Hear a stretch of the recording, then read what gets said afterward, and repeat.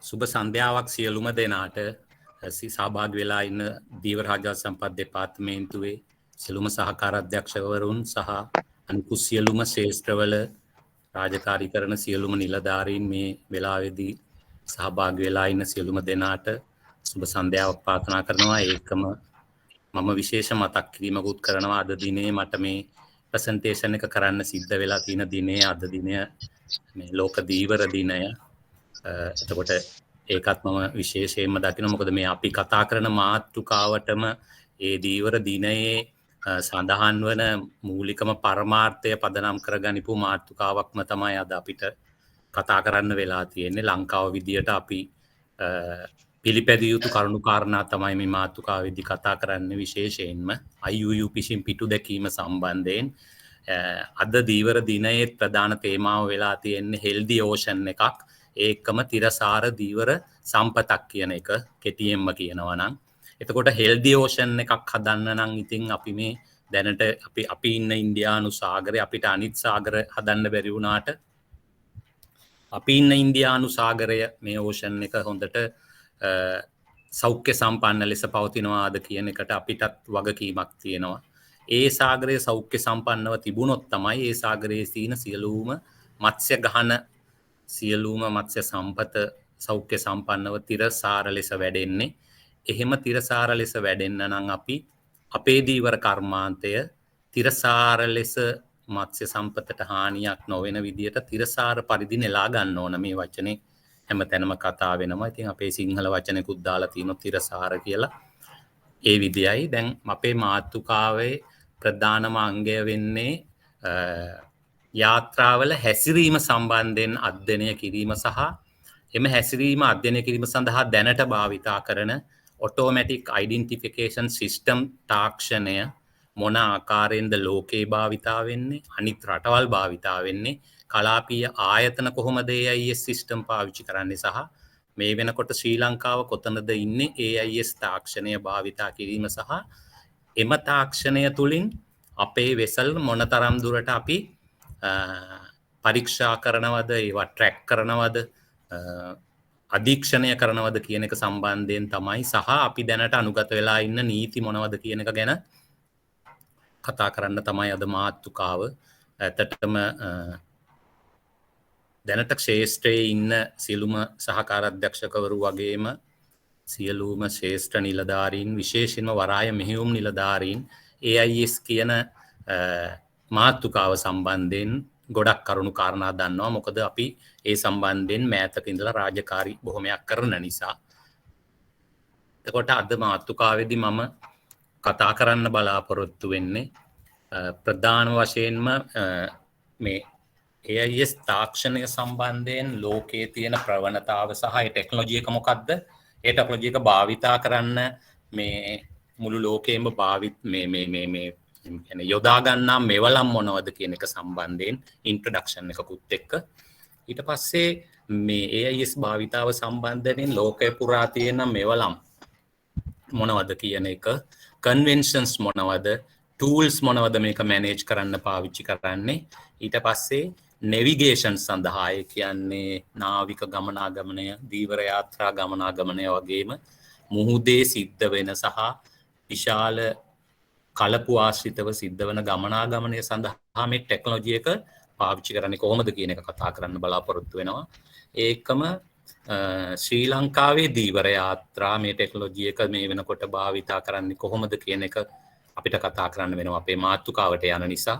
ඊට පස්සේ මේ ශ්‍රී ලංකාවේ දීවර යාත්‍රා වල AIS භාවිතාව කළමනාකරණය කරන්න අපි ගත්ත ක්‍රියාමාර්ග මැනේජ්මන්ට් මෙෂර්ස් මොනවද මේ වෙනකොට ලෝකයට අනුගත වෙමින් අපි කරමින් යන්නේ මොනවද කියන එක කතා කරලා අන්තිමට ලෝකයේ සියලුම ඇත්තටම සල්ලි තියෙන රටවල් කිව්වොත් හරි ගොඩක් තාක්ෂණය අතින් දියුණු රටවල් සල්ලි වියදම් කරන්න පුළුවන් රටවල් තම තමන්ගේ ෆ්ලීට් මැනේජ් කරන්න දැන් භාවිතා කරනවා AIS එක. විශේෂයෙන්ම තමන්ගේ විශාල නැව් අධීක්ෂණය කරන්න තමයි මුල් කාලේ යොදාගත්තේ. මේ වෙනකොට ගොඩාක් international non governmental organization INGOs, IUU Watch, Global Fishing Watch, ඒ වගේ ගොඩාක් ආයතන තමන්ගේ සල්ලි වියදම් කරලා සැටලයිට් බද්දට අරගෙන අහසේ තියෙන. එතකොට AIS තාක්ෂණය ඔස්සේ ලොකු මුදල් වැය කරලා දැන්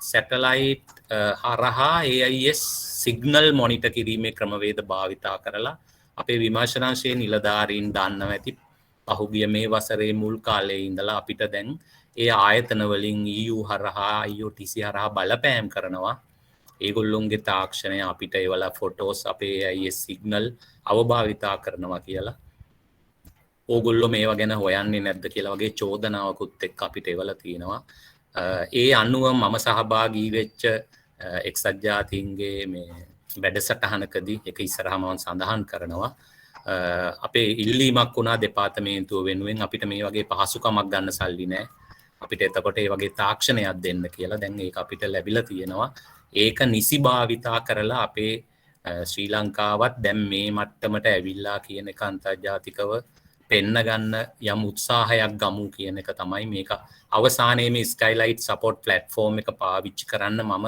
අද මෙතන භාවිත මේ ඉන්න අපේ වරාය නිලධාරීන්ගෙන් සහ සහකාර අධ්‍යක්ෂවරුන්ගෙන් පොඩි 10 යුක්ත කමිටුවක් පත් කරලා මේක සම්බන්ධයෙන් අපි ස්කයිලයිට් ආයතනයේ අපිත් එක්ක සම්බන්ධ වෙලා ඉන්න නිලධාරීන්ට එක නිබන්ධව සම්බන්ධ වෙලා ඒගොල්ලෝ අපිට අවශ්‍ය විදියට යාලගේ ප්ලැට්ෆෝම් එක පිළියෙල කරලා දෙන්න එකඟ වෙලා තිනවා මේ 10 දෙනාගේ කමිටුවේ රෙකමෙන්ඩේෂන් අනුව.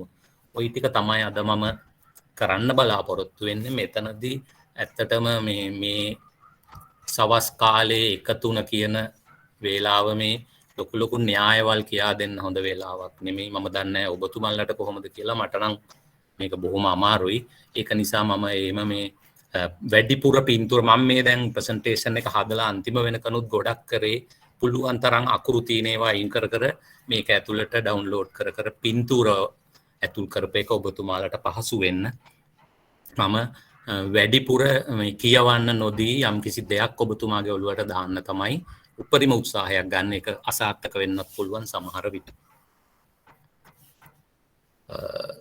සරලවම කියනවා නම් අපි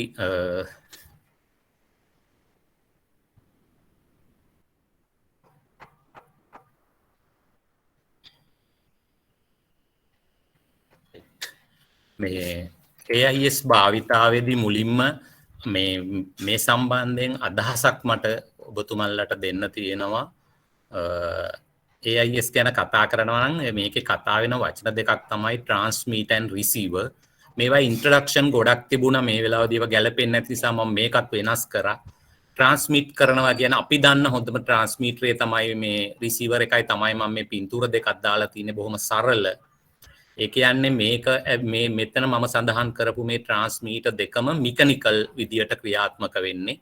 ඕගොල්ලෝ සියලු දෙනා දන්නවා අපි සෞඛ්‍යවලට ඉගෙනගෙන තිනවා. අපේ කටේ උගුරේ තියෙනවා ස්වර තන්ත්‍ර කියලා එකක්.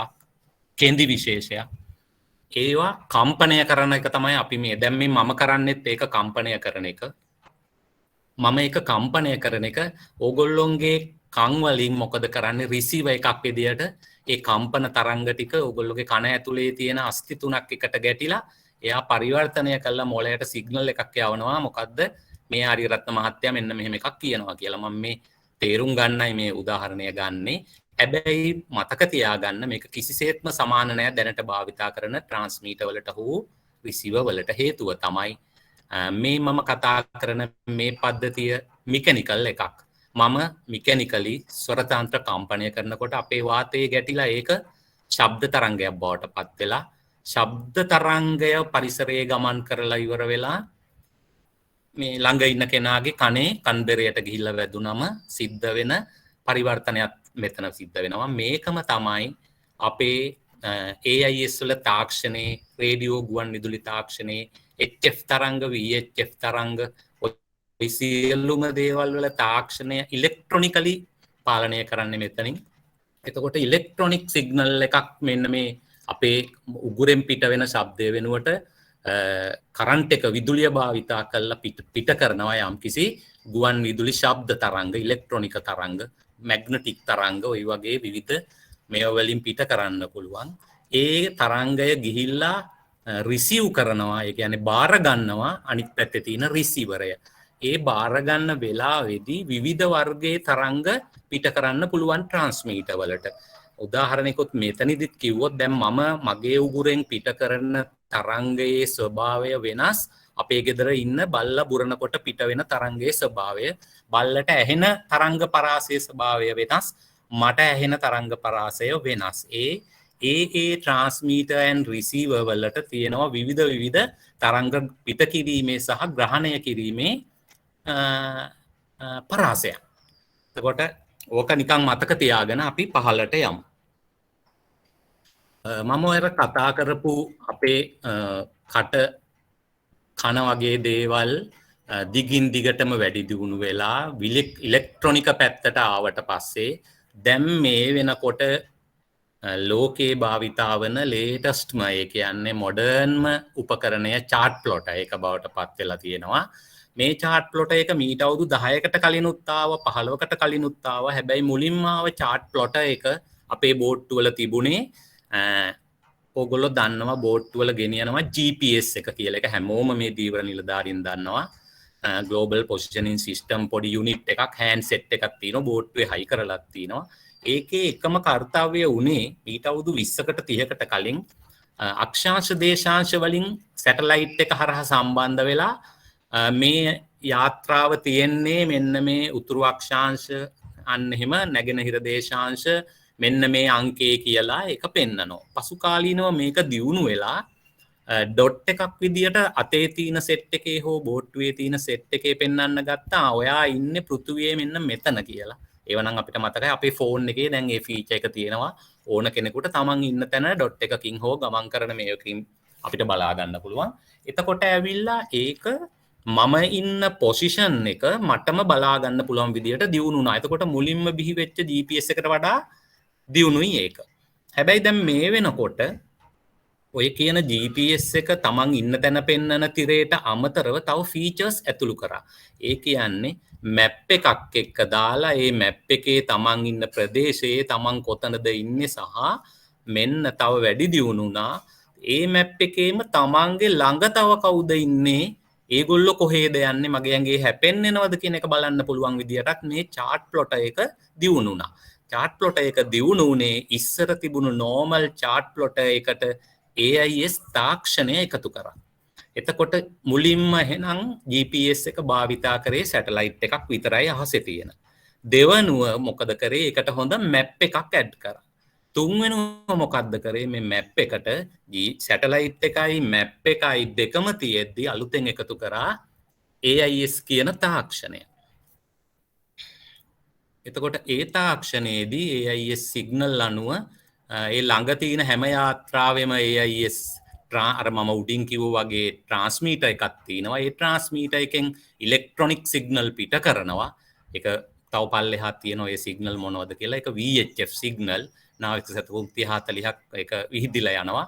ඒ නාවික සැතපුම් 30 40 තියෙන ඕනම මෙන්න මේ මම දාලා තියෙන chart plotter එකකට රිසීවර් එකකට අර සිග්නල් එක අරගෙන එයා මෙතන ප්ලොට් කරලා පෙන්නනවා මෙන්න මෙච්චර දුරකින් මෙන්න මෙයා අක්ෂාංශ දේශාංශවල මෙන්න මේ වගේ සිග්නල් එකක් එනවා කියලා. තමන්ගේ වටේ ඒ જાතිය 100ක් තිබුණා නම් සිග්නල් 100ක් ග්‍රහණය කරගන්නවා. ග්‍රහණය කරගෙන මේ chart එකේ පෙන්නනවා මෙන්න මෙතන මේගොල්ලෝ මෙහෙම ඉන්නවා කියලා. එතකොට මේකට automatic identification system කියන නම ආවෙම ඈත කාලේ අපේ උදිත මහත්තයලා එහෙම ওই භාවිතා කරන HF රේඩියෝ, තවත් VHF රේඩියෝ ඒ වගේ ඒවායේ සිග්නල් එමිට් වෙන්නේ ඔගොල්ලෝ දැකලා ඇති අපේ රේඩියෝ ඔෆිසර්ස්ලා HF රේඩියෝ එකත් දැන් ওই SSB රේඩියෝ පාවිච්චි කරද්දි ඒ අදාළ කෙනා එයා කතා කරන මයික් එක අතට අරන් මාපට ඇඟිල්ලෙන් ඒ මයික් එකේ තියෙන පැත්තේ බටන් එකක් එබුවම තමයි එයා තේරුම් ගන්නේ රේඩියෝ එක මෝඩ් එක දැන් මේ හදන්නේ මෙයා කතා කරන්න කියලා. ඒක ඔබාගෙන කතා කරලා ඒක අතරියම ඊළඟට මට කතා කරාට වැඩක් නැහැ. ඊට පස්සේ තියෙන්නේ අනිත් පැත්තෙන් කතා කරන සිග්නල් එක ග්‍රහණය කරගෙන මට ඇහෙන්න සලස්වන එක. එහෙනම් ඒවා ඔටෝමැටික් නෙමෙයි. අපි ඒ වෙලාවෙදී අපිට ඕන වෙලාවට ට්‍රාන්ස්මිට් කරනවා, අපිට ඕන වෙලාවට අපි රිසීව් කරනවා. දැන් තේරෙනවා ඇතිනේ මම කියන්නේ මොකද්ද කියලා.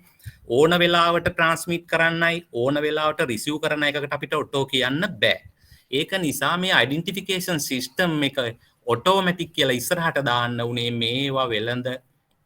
නිෂ්පාදන සමාගම විසින්ම කැලිබ්‍රේට් කරලා හදලා තියෙන්නේ ට්‍රාන්ස්මිට් වෙන එකයි රිසිව් වෙන එකයි දෙකම සිද්ධ වෙන්නේ කොහොමද? අපි මුකුත් කරන්නේ නැහැ.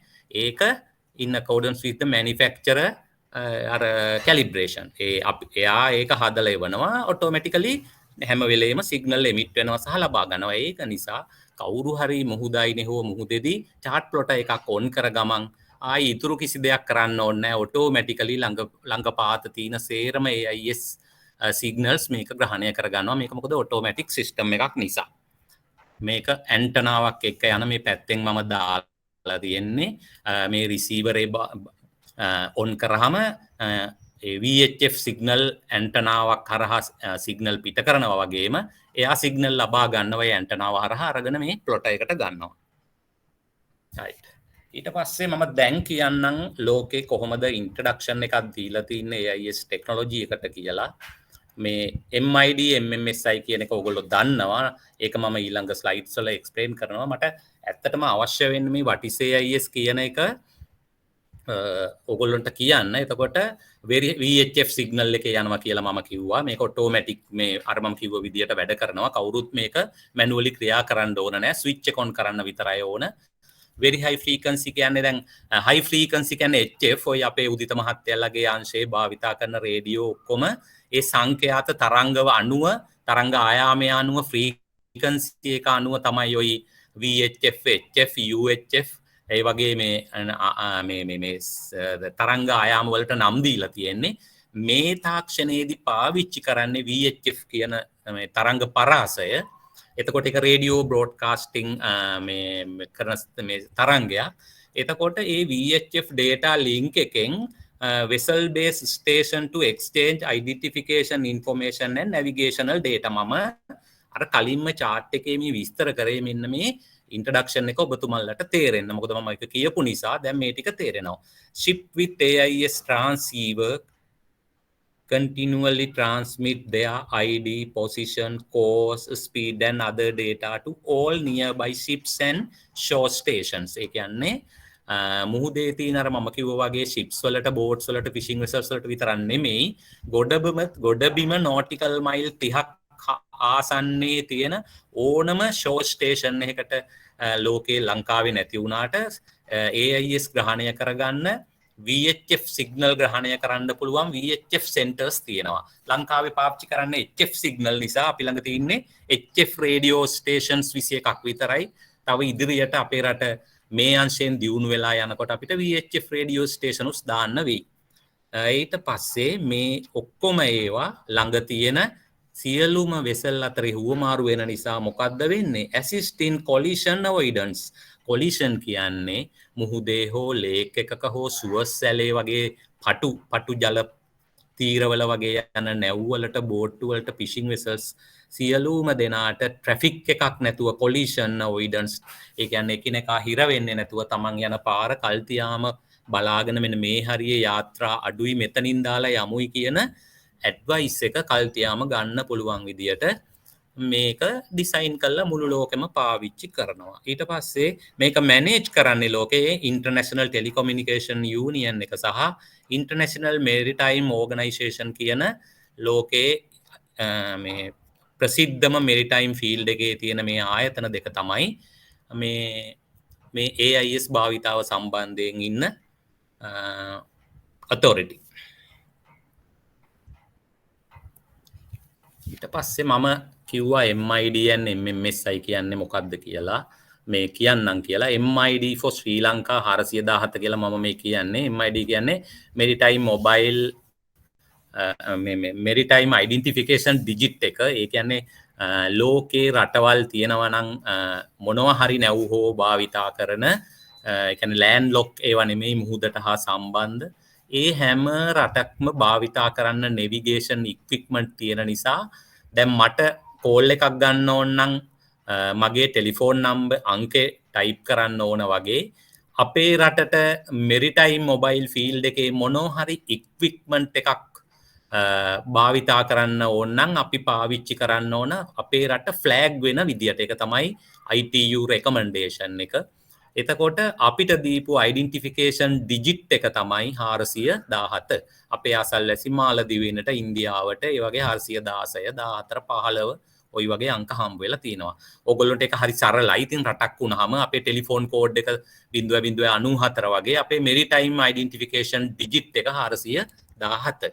ඊට පස්සේ මම කිව්වා සියලුම AIS සම්බන්ධයෙන් වන නීති රීති රෙගුලාසි රෙකමන්ඩේෂන්ස් ඔක්කොම දෙන්නේ ITU ඉන්ටර්නැෂනල් ටෙලිකොමියුනිකේෂන් යූනියන් එක. ඒ ටෙලිකොමියුනිකේෂන් යූනියන් එකේ රෙකමන්ඩේෂන් වලට පිටින් අපිට කිසිම රේඩියෝ සංඛ්‍යාතයක් හෝ රේඩියෝ සංඛ්‍යාත හා සම්බන්ධ කිසිම කටයුත්තක නිරත වෙන්න බෑ. හැම රටේම ටෙලිකොමියුනිකේෂන් රෙගියුලේටරි බොඩි එකක් තියෙනවා. අපේ නම් TRC එක. එතකොට ඒගොල්ලෝ තනිකරම යාලගේ අනපනත් හදා ගන්න ඕන මේ ITU රෙකමන්ඩේෂන් එන අප්ඩේට්ස් බල තමයි. එතකොට මම මෙතනදී ටිකක් විතර මේවා ගොඩක් ලොකු ඩොකියුමන්ට්ස් මම පෙන්නන්නම්. මෙන්න මේ විදියට අවුරුදු 5-6කට සැරයක් ITU රෙකමන්ඩේෂන් එනවා කාලෙන් කාලෙට. එක මේ අලුත් උපාංග අලුත් වෙනකොට ITU එකත් අලුත් වෙන්න ඕන. ITU එක අලුත් වෙන්න ඕන නිසා ඒගොල්ලෝ 2012 17 18 ඒ වගේ අලුත් වෙලා තියෙනවා. හැබැයි ITU රෙකමන්ඩේෂන් 585 කියන එක 2012 දී තමයි අපේ මේ AIS වලට ලබා දෙන MMSI අංක මොන වගේ කැටගරියට දෙ ලබා දිය යුතුද කියන රෙකමන්ඩේෂන් නිකුත් කරලා තියෙන මේක ගොඩාක් පිටු තියෙන මහ විශාල ඩොකියුමන්ට් එකක්. මේක ඔබතුමාලට ඉන්ටර්නෙට් එකේ ITU 585 කියලා ගැහුව ගමන් මේ ඩොකියුමන්ට් එක ගන්න පුළුවන්. හැබැයි ඉතින් මේක බැලුවා කියලා ඉතින් වැඩි දැනුමකට මිසක් අපි මේකට අදාළව මේ ලොකුවට මේ මහන්සි වෙන්න අවශ්‍ය නැහැ. වැඩිපුර දැනුම හොයන කෙනෙකුට මේක ඕන වෙලාවක පුළුවන්.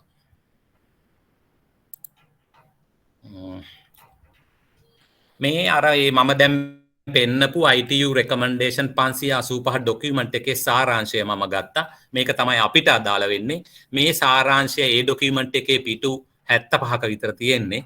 ඒ පිටු 75 සාරාංශය ගත්තාම මේක කියන්නේ කොහොමද ලෝකේ භාවිතා වන සියලුම වර්ගවල යාත්‍රා සහ අර ගොඩබිම තියෙන research and rescue coordination center වගේවා search and rescue vessels ඊට පස්සේ බෝයා පාවිච්චි කරන අය base stations aircraft ඒ වගේ අයට MMSI අංකය දෙන ෆෝමැට් එක මොකක්ද කියන එක ඔගොල්ලෝ හැමෝම දන්නා වගේ මෙතන බලන්න මේ ලොකු නැව් වලට ඒ කියන්නේ විශාල නැව් වලට දෙන්නේ ක්ලාස් A කියන වර්ගයේ AIS බෝයා ඒ කියන්නේ ඒවයි රේන්ජ් එක වැඩි ඒවයි ඉස්සරහට අනිවාර්යෙන් 417 දාන්න ඕන ඒක ඒ රටේ ෆ්ලෑග් වෙනවා මම MID මුලින්ම ඉගන්නුවේ මෙන්න මේ හින්දා එතකොට MID කියන අංකය ඔගොල්ලෝ බලන්න මේකේ ඕනම තැනක එක්ක මැද තියෙනවා එක්ක මුල පටන් ගන්නකොට තියෙනවා කොහේ හරි MID අංකය භාවිතා වෙන්න ඉඩ සලස්සලම තියෙනවා කීපයක හැර. එතකොට මේ MID අංකය MMSI අංකයක මුලට ආව කියන්නේ ඔටෝමැටිකලිම ෆ්ලෑග් වෙනවා කියලා කියන්නේ. ඒ කියන්නේ රටේ කොඩිය නිකම්ම අදාළ යාත්‍රාවේ ඩිස්ප්ලේ වෙනවා ඕනම AIS chart plot එකක මේක පෙන්නනකොට. දැන් ඔබතුමාලට තේරෙන්නේ නැති අපි ඇයි අර වරායවල් වල යාත්‍රාවලට වෙනම අංකයක් දැන් දෙන්නේ ඉස්සරහට MID 417 දාලා. එතකොට ඒ යාත්‍රාවේ chart plot එක කියන්නේ ට්‍රාන්ස්මීටර් එකෙන් පිට කරන සිග්නල් එකේ ගැප් වෙලා තිනවා මේ MID කියන කෝඩ් එක. එතකොට ළඟ තියෙන සියලුම යාත්‍රාවලට 417ත් එක්ක ෆ්ලෑග් වෙලා තමයි ඒ යාත්‍රාව පෙන්වන්නේ. ඕනම කෙනෙක් දන්නවා එතකොට මේක ශ්‍රී ලංකාවට අයිති වෙසල් එකක් කියලා. දැන් අපි මේකේ පහළට චුට්ටක් යමු aid to navigation කියන පාර්ට් එකට. මේ aid to navigation කියන පාර්ට් එක තියෙන්නේ ඔය අපි පාවිච්චි කරන විවිධ වර්ගවල AIS තාක්ෂණය භාවිතා කරන වෙනත් ඉක්විප්මන්ට් සඳහා බෝයා වර්ග ඔයි තව හෑන්ඩ්සෙට් ගොඩක් පාවිච්චි කරන VHF හෑන්ඩ්සෙට් කියලා රේඩියෝ ජාතියක් තියෙනවා අපේ ලංකාවේ භාවිතා කරන්නේ නැහැ ඒවා අපේ ලංකාවේ තියෙන ඔයි ගොඩාක් විශාල HF රේඩියෝ උස්සගෙනවත් යන්න බැරි හැබැයි දැන් ලෝකේ දියුණු වෙලා තාක්ෂණය වැඩි වෙලා VHF සිග්නල් වලින් පාවිච්චි කරන aid to navigation කැටගරි එකට වැටෙන MMSI අංක සහිත රේඩියෝ තියෙනවා ඒව ලියාපදිංචි කරන්නෙත් මේ aid to navigation ඒකේ වෙනස තමයි ඉස්සරහට 99 ඉලක්කම දාන්න ඕන. ලෝකේ කවුරුණත් මුහුදේ යද්දී ඉස්සරහට 99ක් එක්ක MID අංකයක් දැක්කොත් ඒ නැවේ එක්කන කලබල වෙන්නේ නැහැ. එයා දන්නවා මේක නැවක් නෙමෙයි කොයි හරි බෝයා එකකින් තමයි මේ සිග්නල් එක එන්නේ. එහෙම නැත්නම් කාගේ හරි බෝට්ටුවක ඉන්න පොඩි අතේ ගෙනියන හෑන්ඩ්සෙට් එකකින් තමයි මේ සිග්නල් එක එන්නේ කියලා. දැන් තේරෙනවා ඇති ඔබතුමල්ලට අපි මේ නීති රීති දාගෙන ඉස්සරහට 99 දාන්න කියලා 417 දාන්න කියලා මේ කැලිබ්‍රේෂන් ක්‍රමවේදයක් මේ හඳුන්වලා දෙන්නේ ඇයි කියන එක. ඊට පස්සේ මට ඔයගොල්ලොන්ට කියන්න තියෙන්නේ මේ අපි දැන් සියලු දෙනා දීවර යාත්‍රා ලෝකේ මෙරිටයිම් මේ කියන්නේ මොකද කමර්ෂල් ෆිෂිං වෙසල්ස් ඒ ඔක්කොමත් එක වැඩ කරන්නේ අපේ බෝට්ටු හප්පගෙන යනවා.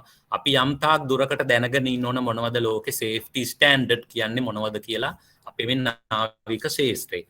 එතකොට SOLAS and GMDSS කියන්නේ අපේ උදිත මහත්තයලා ඒ රේඩියෝ ඔෆිසර්ස්ලා නම් මේ සබ්ජෙක්ට් ගොඩක් දන්නවා. SOLAS කියන්නේ International Convention for the Safety of Life at Sea කියන එක. මේක මහ විශාල පුළුල් පරාසයකට පැතිර ගිය කන්වෙන්ෂන් එකක්. මේ SOLAS වලින් තමයි ලෝකයේ සියලුම නාවික ගමනාගමනය පාලනය කරන නීති රීති කලින් කලට එන්නේ. අන්තිමට 1974 විතර තමයි ලොකුම SOLAS කන්වෙන්ෂන් එක ඇවිල්ලා තියෙන්නේ අපේ නාවික ශාස්ත්‍රයේ දියුණුවට. මම මෙතනදී කතාවක් කියන්නම් මේ SOLAS එන්න හේතුව.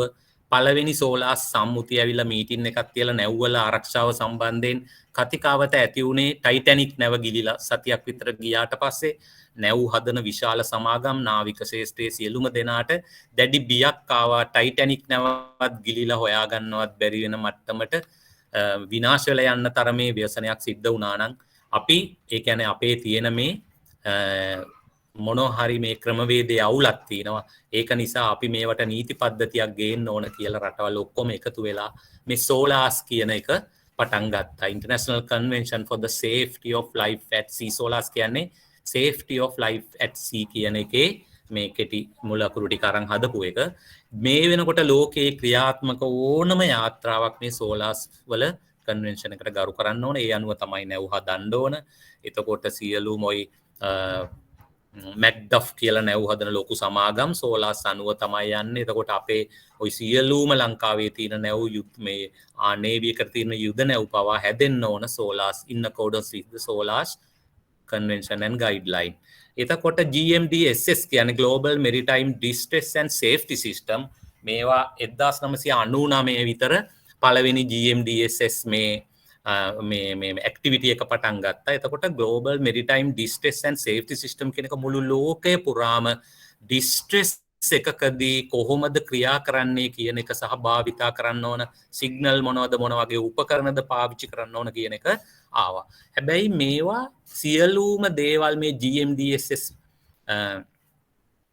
යාත්‍රා අතර තරංග හුවමාරු කර ගැනීම සිද්ධ වුණේ චන්ද්‍රිකා තාක්ෂණය ඔස්සේ ඒ යාත්‍රාවල තියෙන සාමාන්‍ය චාට් ප්ලොට් ඊට පස්සේ අර තියෙන රිසීවර් හරහා. හැබැයි ඒ වෙනකොට AIS පාවිච්චි කරේ නැහැ. ඕගොල්ලෝ දන්නවා දෙවනි ලෝක යුද්ධ කාලේ ඉඳලා මීට අවුරුදු 20ක් විතර වෙනකම්ම ලෝකේ නාවික ක්ෂේත්‍රේ පාවිච්චි කරේ මැනුවල් ක්‍රමවේද මෝස් කෝඩ් වගේ ඒවා. ඒ වගේ ඒවා හරහා සිද්ධ වෙන්න පුළුවන් හියුමන් එරර්ස් ඉතාම වැරදි නිසා මේ GMDSS සිස්ටම් එක සැටලයිට් එක බේස් කරගෙන 1999 විතර ඉන්ට්‍රොඩියුස් කරා. ඒක මේ වෙනකොට මුළු ලෝකේ පෙරලියක්. ඒ කියන්නේ බ්‍රේක් ත්‍රූ එකක් බවට පත් වෙලා තිනවා distress and safety system management එකේදී මුළු ලෝකෙම. ඊට පස්සේ 1990 විතර වෙනකොට අර මම උඩ කතා කරපු විදියටම ඒ chart plot වලටම ඒ විදියටම එකතු කරා මේ AIS කියන සංකල්පය. ඒක ලොකු දෙයක් නෙමෙයි. GMDS සිස්ටම් එක හරහා හැම නැවකම බෝට්ටුවකම ඒ වෙනකොට chart plot navigational chart ඒවා එක්කම තිබුණා. ඒකට තව අමුතු දෙයක් එකතු කරන්න ඕන උනේ නැහැ. එකතු කරන්න ඕන උනේ නිෂ්පාදකයට තව VHF සිග්නල් ග්‍රහණය කරගන්න පුළුවන් ඇන්ටනාවක් සහ AIS MMSI අංකයක් දාන. ඒ කියන්නේ මේක ඩිජිටල් තත්වයකට පත් කිරීමක් තමයි කරේ. AIS සිග්නල් හරහා දැන් මේ වෙනකොට GMDSS එකට අමතරව ලෝකයේ තියෙන ඕනම වෙසල් එකකට සහ ගොඩබිම තියෙන ඕනම බේස් ස්ටේෂන් එකකට අපේ දීවර දෙපාර්තමේන්තුව වගේ ඕනම දෙපාර්තමේන්තුවකට දැන් කොහේ හරි තමන් ඉන්න තැන ඉඳන් මුළු ලෝකයේ මේ තියෙන නැව් පරීක්ෂා කරන්න පුළුවන් මට්ටමට ලෝකය දියුණු වෙලා ඇවිල්ලා තියෙනවා. එතකොට GMDSS සිස්ටම් එක මෙන්න මේ මම අර කතා කර විදියට පාවිච්චි වෙන්නේ ඈත හසේ තියෙන සැටලයිට් එකකින් ගිල්ලුණු නැවකින් එන සිග්නල් එකක් තවත් ළඟ තියෙන නැව්වලට සහ බේස් ස්ටේෂන් වලකට ඊට පස්සේ චන්ද්‍රිකා මේ සේවා සපයන මධ්‍යස්ථානවලට ඔය සියලුම දේවල් හරහා ක්ෂණයකින් නෙට්වර්ක් එකක් ආකාරයට ක්ෂණිකව තොරතුරු ලබා දෙනවා. එතකොට ටයිටැනික් නැව ගිලෙන්න ගත වුණු කාලයත් එක්ක බලද්දි මේ වගේ පද්ධතියක් තිබුණා නම් ඒ හරහා ඒ නැවේ ඉන්න අයගේ ජීවිත මීට වඩා බේර ගැනීමේ හැකියාවක් ඒ වෙනකොට තිබුණා. නැවේ තිබුණු සාමාන්‍ය ඒ කලට ගැලපෙන මේ අර මේ සංනිවේදන පද්ධතිවල දුර්වලතාවය නිසා ඒක ඉන්න ගොඩක් අයට ජීවිතෙන් වන්දි ගෙවන්න වුණා. එතකොට GMDS පද්ධතියක් වැඩ කරන්නේ මෙන්න මේ වගේ AIS උත් කපල් කරාට පස්සේ තවත් ඒ ළඟ තියෙන නැවකට මේ chart plot එකේ පෙන්නනවා මෙන්න මේ වගේ ඒ ළඟ තියෙන සියලුම යාත්‍රාවලින් එන සිග්නල් සහ distress alert එකක් වැදිච්ච යාත්‍රාවේ සිග්නල් එක ලොකේෂන් එක සියලුම දේවල් වදිනවා. එතකොට එයාලට උදව් කරන්න යන්න පුළුවන්. එතකොට මම ඔක්කොම කතා කරපු එකේ සාරාංශය මෙන්න මේ පින්තූරෙන් පෙන්වන්න මම උත්සාහයක් ගන්නෙ. මේ වෙනකොට AIS systems කියන AIS technology කියන සංකල්පය අපේ මුළු ලෝකය වෙලාගෙන තියන්නේ කොහොමද කියලා තමයි මෙතනින් පෙන්වන්නේ. ඕනම කෙනෙකුට මේක බැලූ ගමන් ඉතින් තේරෙනවා මේ මොකක්ද කියලා. මේ සියලුම වර්ගවල නාවික යාත්‍රා, දීවර යාත්‍රා, මිලිටරි යාත්‍රා ඔය කියන සියලුම ඒවා ලෝකේ මේ එක තප්පරයකදී ගන්න චන්ද්‍රිකා ඡායාරූපයකට වැදෙන විදිය සිග්නල් හරහා.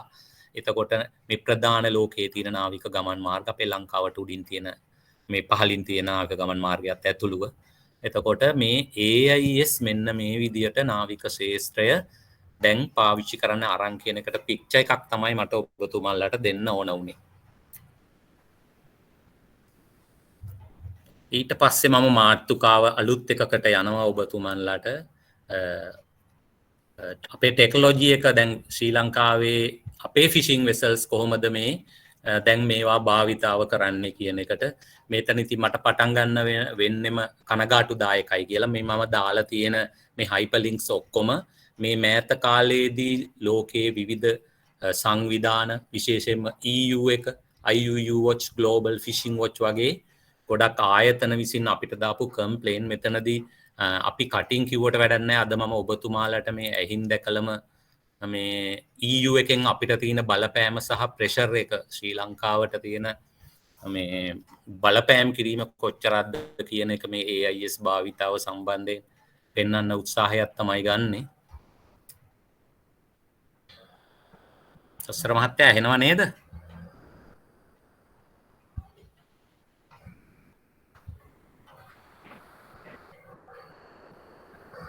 හෙලෝ ඇහෙනවද සර්? ඇහෙනවා. හරි හරි. ඔව් ඇහෙනවා. හරි.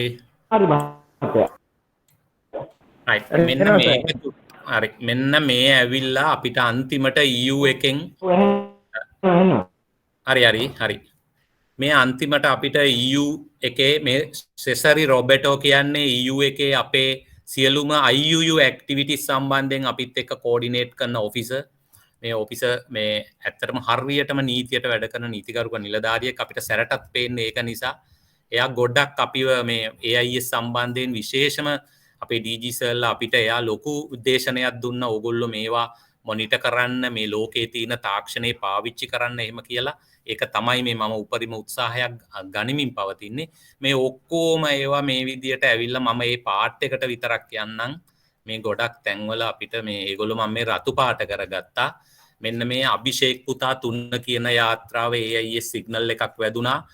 ගොඩාක් පහළ, ඒ කියන්නේ දියාගෝ ගාෂිවලටත් පහළ තියෙන මේ ප්‍රංශටයිති දූපතක්. ඒ ප්‍රංශටයිසි දූපත ආසන්නේ එහි ඕගනයිසේෂන් එකක් තියෙනවා සියෝෆා කියලා. ඒ කියන්නේ දකුණු කලාපයේ ඉන්දියානු සාගරයේ දකුණු කලාපයේ මත්ස්‍යයින් සුරකීම සඳහා පත් කරගත්ත ආයතනයක්. අපි ඒකට බැඳෙන්න මැන්ඩේටරිම නැහැ. මොකද ඒගොල්ලෝ ඒ කලාපයේ ඉන්න මුහුදු පතුලේ වෙසෙන සතුන් තමයි ඒගොල්ලෝ මේ ආරක්ෂා කරන්නේ. ඉතින් අපි මේ පැත්තේ ටූන විතරක් අල්ලනවා කියලා අපි ඒකට බැඳෙන්නේ නැතුව ඉන්නවා. එයාලා අපිට අභිෂේක් පුතා කියලා 3 කියලා යාත්‍රාවක් එහි ගියා කියලා අපිට කම්ප්ලේන් එකක් දැම්ම. මේක ඉන්වෙස්ටිගේෂන් එක විමර්ශනාංශය සහ මම මේක කරේ වෙනකොට මේකේ විමර්ශනයේදී අපිට අනාවරණය වුණේ මේ අභිෂේක් පුතා 3 කියන යාත්‍රාව අරගෙන ගිහිපු බෝය එකේ කැලිබ්‍රේට් කරලා තිබුණේ අභිෂේක් පුතා 3 කියලා. අපි මෙහි ඉන්වෙස්ටිගේෂන් එක කරා යාත්‍රාවේ ගහලා තියෙන්නේ අභි කියලා. එතකොට මේක අපිට කීයටවත් ලෝකෙට මේ යාත්‍රාව ඔව් එහෙ ගිහිල්ලාව කියාගන්න බැරි තත්ත්වයක්පත් වුණා. මේක කල්යාණි මිසුත් දන්නවා. එතකොට යාත්‍රාවේ බෝයාවේ එන්කෝඩ් කරනකොට එහෙම නැත්නම් ක්‍රමාංකනය කරනකොට දානවා අභිෂේක් පුතා කියලා. එතකොට යාත්‍රාවේ පිටබඳේ දෙපැත්තේ අභි කියලා ගහනවා. දැන් සමහර ඒවායි අභි කියලාවත් තිබුණේ නැහැ. මේක නම් අභි කියන නම පොඩ්ඩක් ගැලපෙනවා කියන්නවත් පුළුවන්. පොඩි ජස්ටිෆිකේෂන් එකක් තියෙන පළවෙනි අකුරු තුන ගත්තා කියන්න පුළුවන්. හැබැයි ඒවා ලෝකේ හඳුන්වන්නේ IUU කියලා. ඒ කියන්නේ purposelyම මේ බෝයා මේ වැරදි මේ වලින් කැලිබ්‍රේට් කරලා ෆිෂින් කරන්න අරයි යනවා කියන ලේබල් එක තමයි අපිට වදින්නේ. දැන් මේ EU එක ඒක තමයි අපිට කියන්නේ. ඊට පස්සේ තව AIS භාවිතා කරා පුෂ්ප රැජින 3-7 කියලා යාත්‍රා ලංකාවෙන් විකුණා සෝමාලියාවට විකුණද්දි මේවා කැලිබ්‍රේට් කරලා මොනෝ හරි හේතුවකින් පුෂ්ප රැජින 3 කියන අර මම උඩ පෙන්නපු චාර්ට් ප්ලොට් දෙක මේ යාත්‍රාවේ හැම්ම තිබිලා තමයි යාත්‍රා දෙක ගිහින් තියෙන්නේ.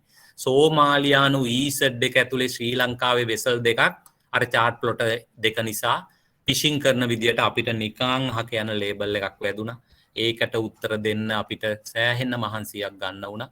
ඒ පාර IUU watch වගේ මේවා ඔක්කොම මේ ගිය දැන් මාස 3කට කලින් අපිට අපේ යාත්‍රාවල AIS හරියට කැලිබ්‍රේට් කරලා නැහැ කියලා මේ විදියට ලොකු චෝදනා අපිට EU ඊළඟ yellow card එක AIS වලින් එන්න පුළුවන් මට්ටමට අපිට චෝදනාවට ලක් වෙලා ඒගොල්ලෝ අපිට අන්තිමට මේ ප්‍රකාශ කරේ මේවා නැති කරගන්න.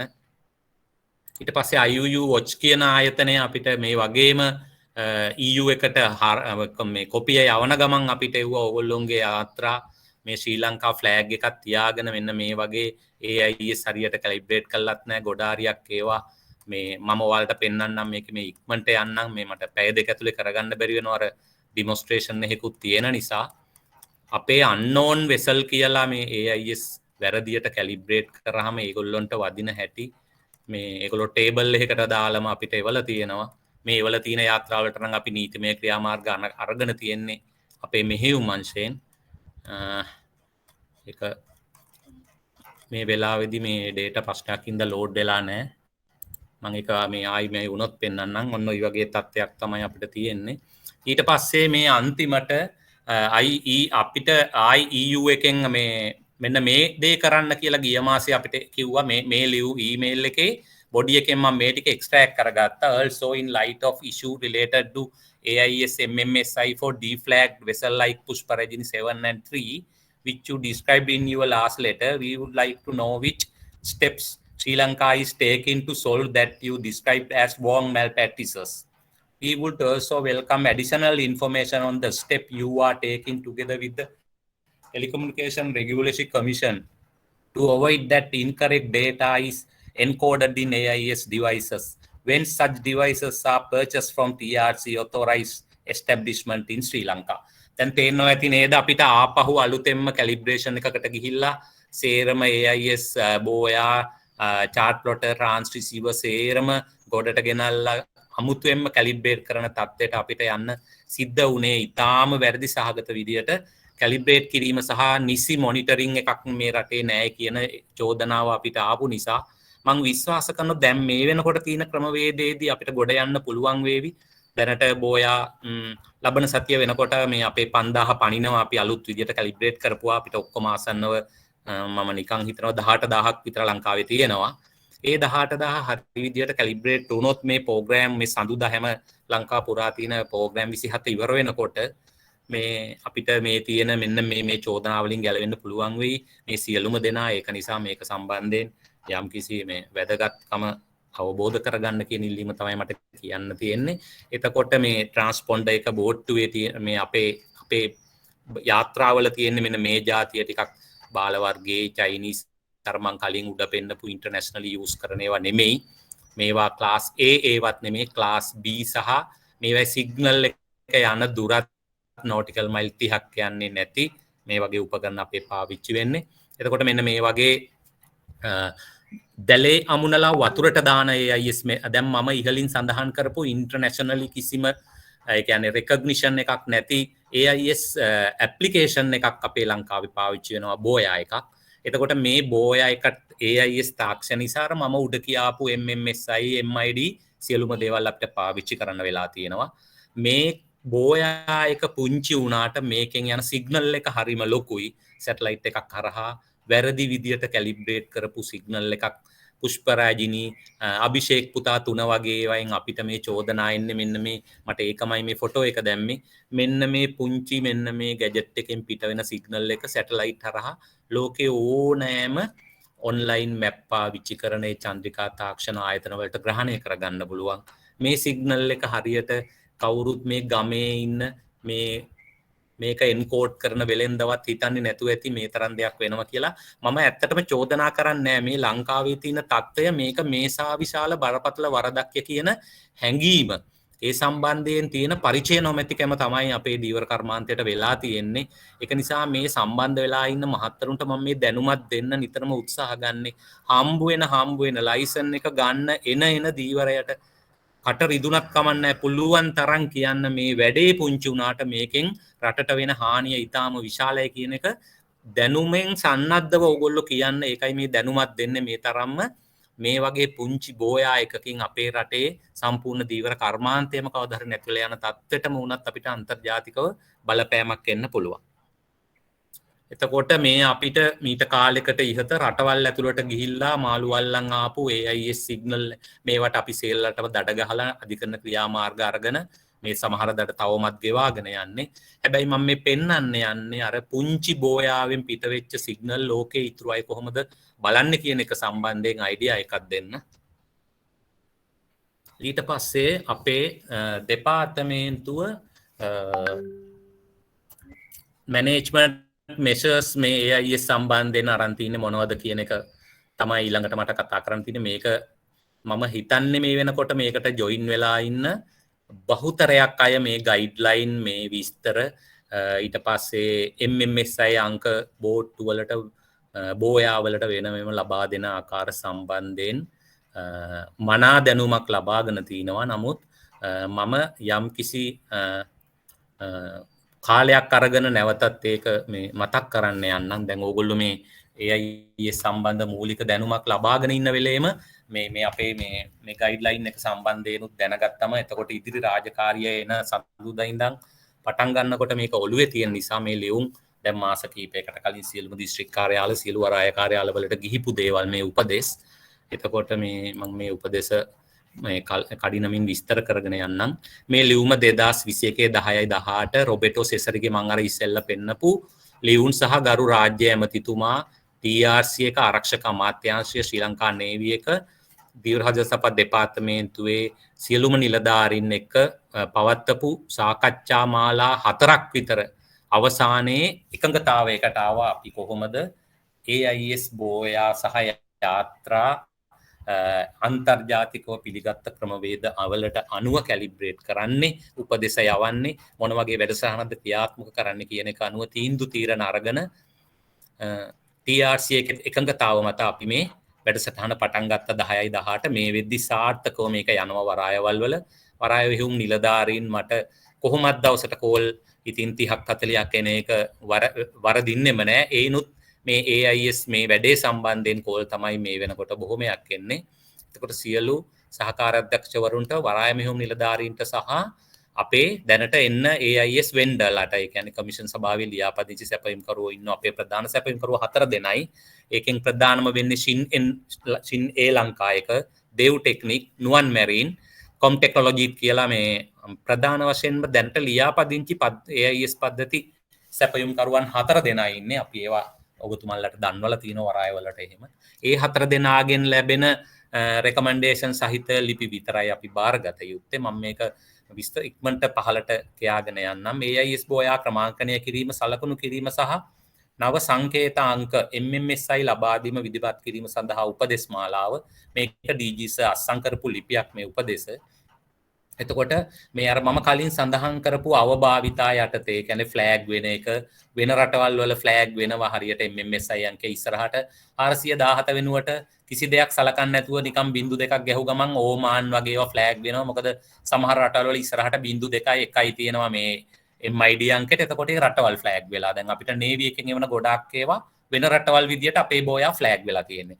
ওই සියලු කරුණු හින්දා අපි 2021-7-28 තියපු අවසාන සාකච්ඡාවේදී ITU අර මම ඉස්සෙල්ලා සඳහන් කරපු රෙකමෙන්ඩේෂන් 585 පදනම් කරගෙන අපි යාත්‍රාවලට සඳහා MMSI ලබා දීමේ ක්‍රමය සහ බෝයා සඳහා MMSI ලබා දීමේ ක්‍රමවේද වෙන වෙනම මේ උපදෙස් මාලාවේ ඇතුළත් කරලා ඕගොල්ලන්ට උපදෙස් ඇරලා තියෙනවා. එතනදි මේ බෝයා සඳහා සහ යාත්‍රා සඳහා ලබා දෙන ක්‍රමවේදය වෙනම ඇමුණුම 2 සහ 3 මම පහළ ඔබලට විස්තර කරනවා. මට කියන්න තියෙන්නේ මෙන්න මේ A කියන කොටස ගැන පොඩ්ඩක් ඔබතුමාලා අවධානය ගන්න. විශේෂයෙන්ම වරාය නිලධාරීන් සහ සහකාර අධ්‍යක්ෂකවරුන්ට පොඩි මේ වැදගත්ම පාර්ට් එකක් මෙතන කරන්න තියෙනවා. දැන් කවුරු හරි AIS වර්ග දෙකක් අපේ වරායට එන්න පුළුවන්. එකක් තමයි නව මිලදී ගැනීම. අනිත් එක තමයි දැනට යාත්‍රාවල පාවිච්චි කරන AIS ක්‍රමාංකනය කළා නැවත මේ දීවර මහත්තරු ඔයගොල්ලෝ ගාවට එන්න පුළුවන්. මම දැන් කතා කරන්න යන්නේ නව AIS මිලදී ගැනීම ක්‍රමාංකනය කිරීම. නව මිලදී ගැනීමකදී විදුලි සංදේශ නියාමන කොමිෂන් සභාවේ ලියාපදිංචි සැපයුම් කරුවෙකු වෙත යාත්‍රාවේ ලියාපදිංචි පොත ඉදිරිපත් කරාට පස්සේ සැපයුම් කරුවා යාට AIS බෝයා විකුණනවා. ඒක AIS සැපයුම් කරුවන්ට අපි වෙනමම ඒගොල්ලන්ට ගයිඩ්ලයින් එකක් දීලා තිනවා. පිටු 10ක විතරේ ගයිඩ්ලයින් එකට අනුව ඒගොල්ලෝ කටයුතු කරනවා. ඊට පස්සේ ඉහත ඇමුණුම 1 2 3 කියන්නේ මම මේ පහළේ ඇමුණුම් සාකච්ඡා කරනවා කොහොමද යාත්‍රාවලට සහ බෝයාවලට MMSI අංක ඇලොකේට් කරන්න කියලා. එතකොට ඒ ඇලොකේට් කරපු අංක දාලා ඉවර වෙලා මෙන්න මේ අංක 3 සඳහන් AIS DFR 1 කියන ඊටාම වැදගත් මම අර ඩිස්ප්ලේ එකේ අර දැන් පෙන්නනෝ ඒ පෙන්නපු ආකෘතිය සහතික කරලා සීල් ගහලා තමන්ගේ ලියාපදිංචි අංකයේ විස්තර දාලා අර AIS සැපයුම් කරු දෙනවා යාත්‍රා හිමිකරුගේ අතට ඔරිජිනල් එක. ඒ ඔරිජිනල් පිටපතත් අරගෙන යාත්‍රා හිමිකරු එන්න ඕන තමන්ගේ යාත්‍රාව මොන පදිංචි දිස්ත්‍රික්කය ගැන සලකන්න අවශ්‍ය නැහැ. යාත්‍රාව නවතා ඇති වරාය බාර නිලධාරී වෙත බාර දෙන්න ඕන. වරාය බාර නිලධාරියා මේක බාර අරගෙන එයා විසින් කළ යුතු ප්‍රධාන කාර්යය 3ක් තියෙනවා. එයා මේ ඔරිජිනල් එක බාරගත්තට පස්සේ AIS DFR ඔරිජිනල් කියලා ගොනුවක් අපේ වරාය කාර්යාලවල පවත්වාගෙන යනවා. ඒ ඔරිජිනල් ගොනුවේ අර ඔරිජිනල් AIS DFR 1 ආකෘතිය ගොනු කරන්න ඕන. ඕනම අවස්ථාවක යාත්‍රා හිමිකරුට පැමිණිලා ඒකේ පිටපතක් ලබා ගැනීමට අවස්ථාව තියෙන පරිදි අපි ඒක ගොනු කරනවා. අර AIS DFR ආකෘතියේ අදාළ වරාය නිලධාරියා මුල් පිටපත හා සැසඳේ කියලා සහතික කරපු එක පිටපතක් යාත්‍රා හිමිකරුට ලබා දෙනවා. ඒක යාත්‍රාවේ හැම වෙලේම යාත්‍රා හිමිකරුට තියාගන්න සිද්ධ වෙනවා. කෝස්ට් ගාඩ් එක වගේ ඕ මුහුදෙදි ශ්‍රී ලංකා නාවික හමුදාව වගේ ආයතන ඉල්ලුවාම ඒ තියෙන සහතිකයේ සඳහන් බෝයා පමණයි එම යාත්‍රා හිමිකරුට එම යාත්‍රාවේ ගෙන යා හැකි වන්නේ. එතකොට අපේ වරාය හිමිකරු කරන පළවෙනි එක යාත්‍රා හිමිකරුට සහතික කරපු කොපියක් දෙන එක. දෙවැනි එක තමයි කොළඹ ජාත්‍යන්තර දීවර කටයුතු ඒකකයට ස්කෑන් කොපියක් ස්කෑන් කරලා එවන්න ඕන. අපේ දත්ත පද්ධතිය අපි එදාම යාවත්කාලීන කරනවා AIS අදාළ ඒ තොරතුරු අනුව. තුන්වෙනි වැඩේ තමයි වරාය නිලධාරියා කරන සහකාර අධ්‍යක්ෂකට සම්පූර්ණ කළ ලද AIS අයදුම්පත සහ මෙම AIS DFR තව පිටපතක් සමග ඒක හදිසියෙම කරන්න අවශ්‍ය නැහැ. දෙසති සාකච්ඡාවට යන මහත්තයෙක් අතේ හරි අර එකතු වුණු AIS DFR form application set එක සහකාර අධ්‍යක්ෂකට යවුවහම සහකාර අධ්‍යක්ෂතුමාලා ඒවා සහතික කරලා ඉවර වෙලා අපේ ජාත්‍යන්තර දීවර කටයුතු ඒකකයට කොළඹට පැමිණෙන දිනක ලබන්න ඕන අපේ අදාළ යාත්‍රාවල ගොනුවලට ඒවා ඇතුළත් කරලා අපි බැඳලා තියෙනවා.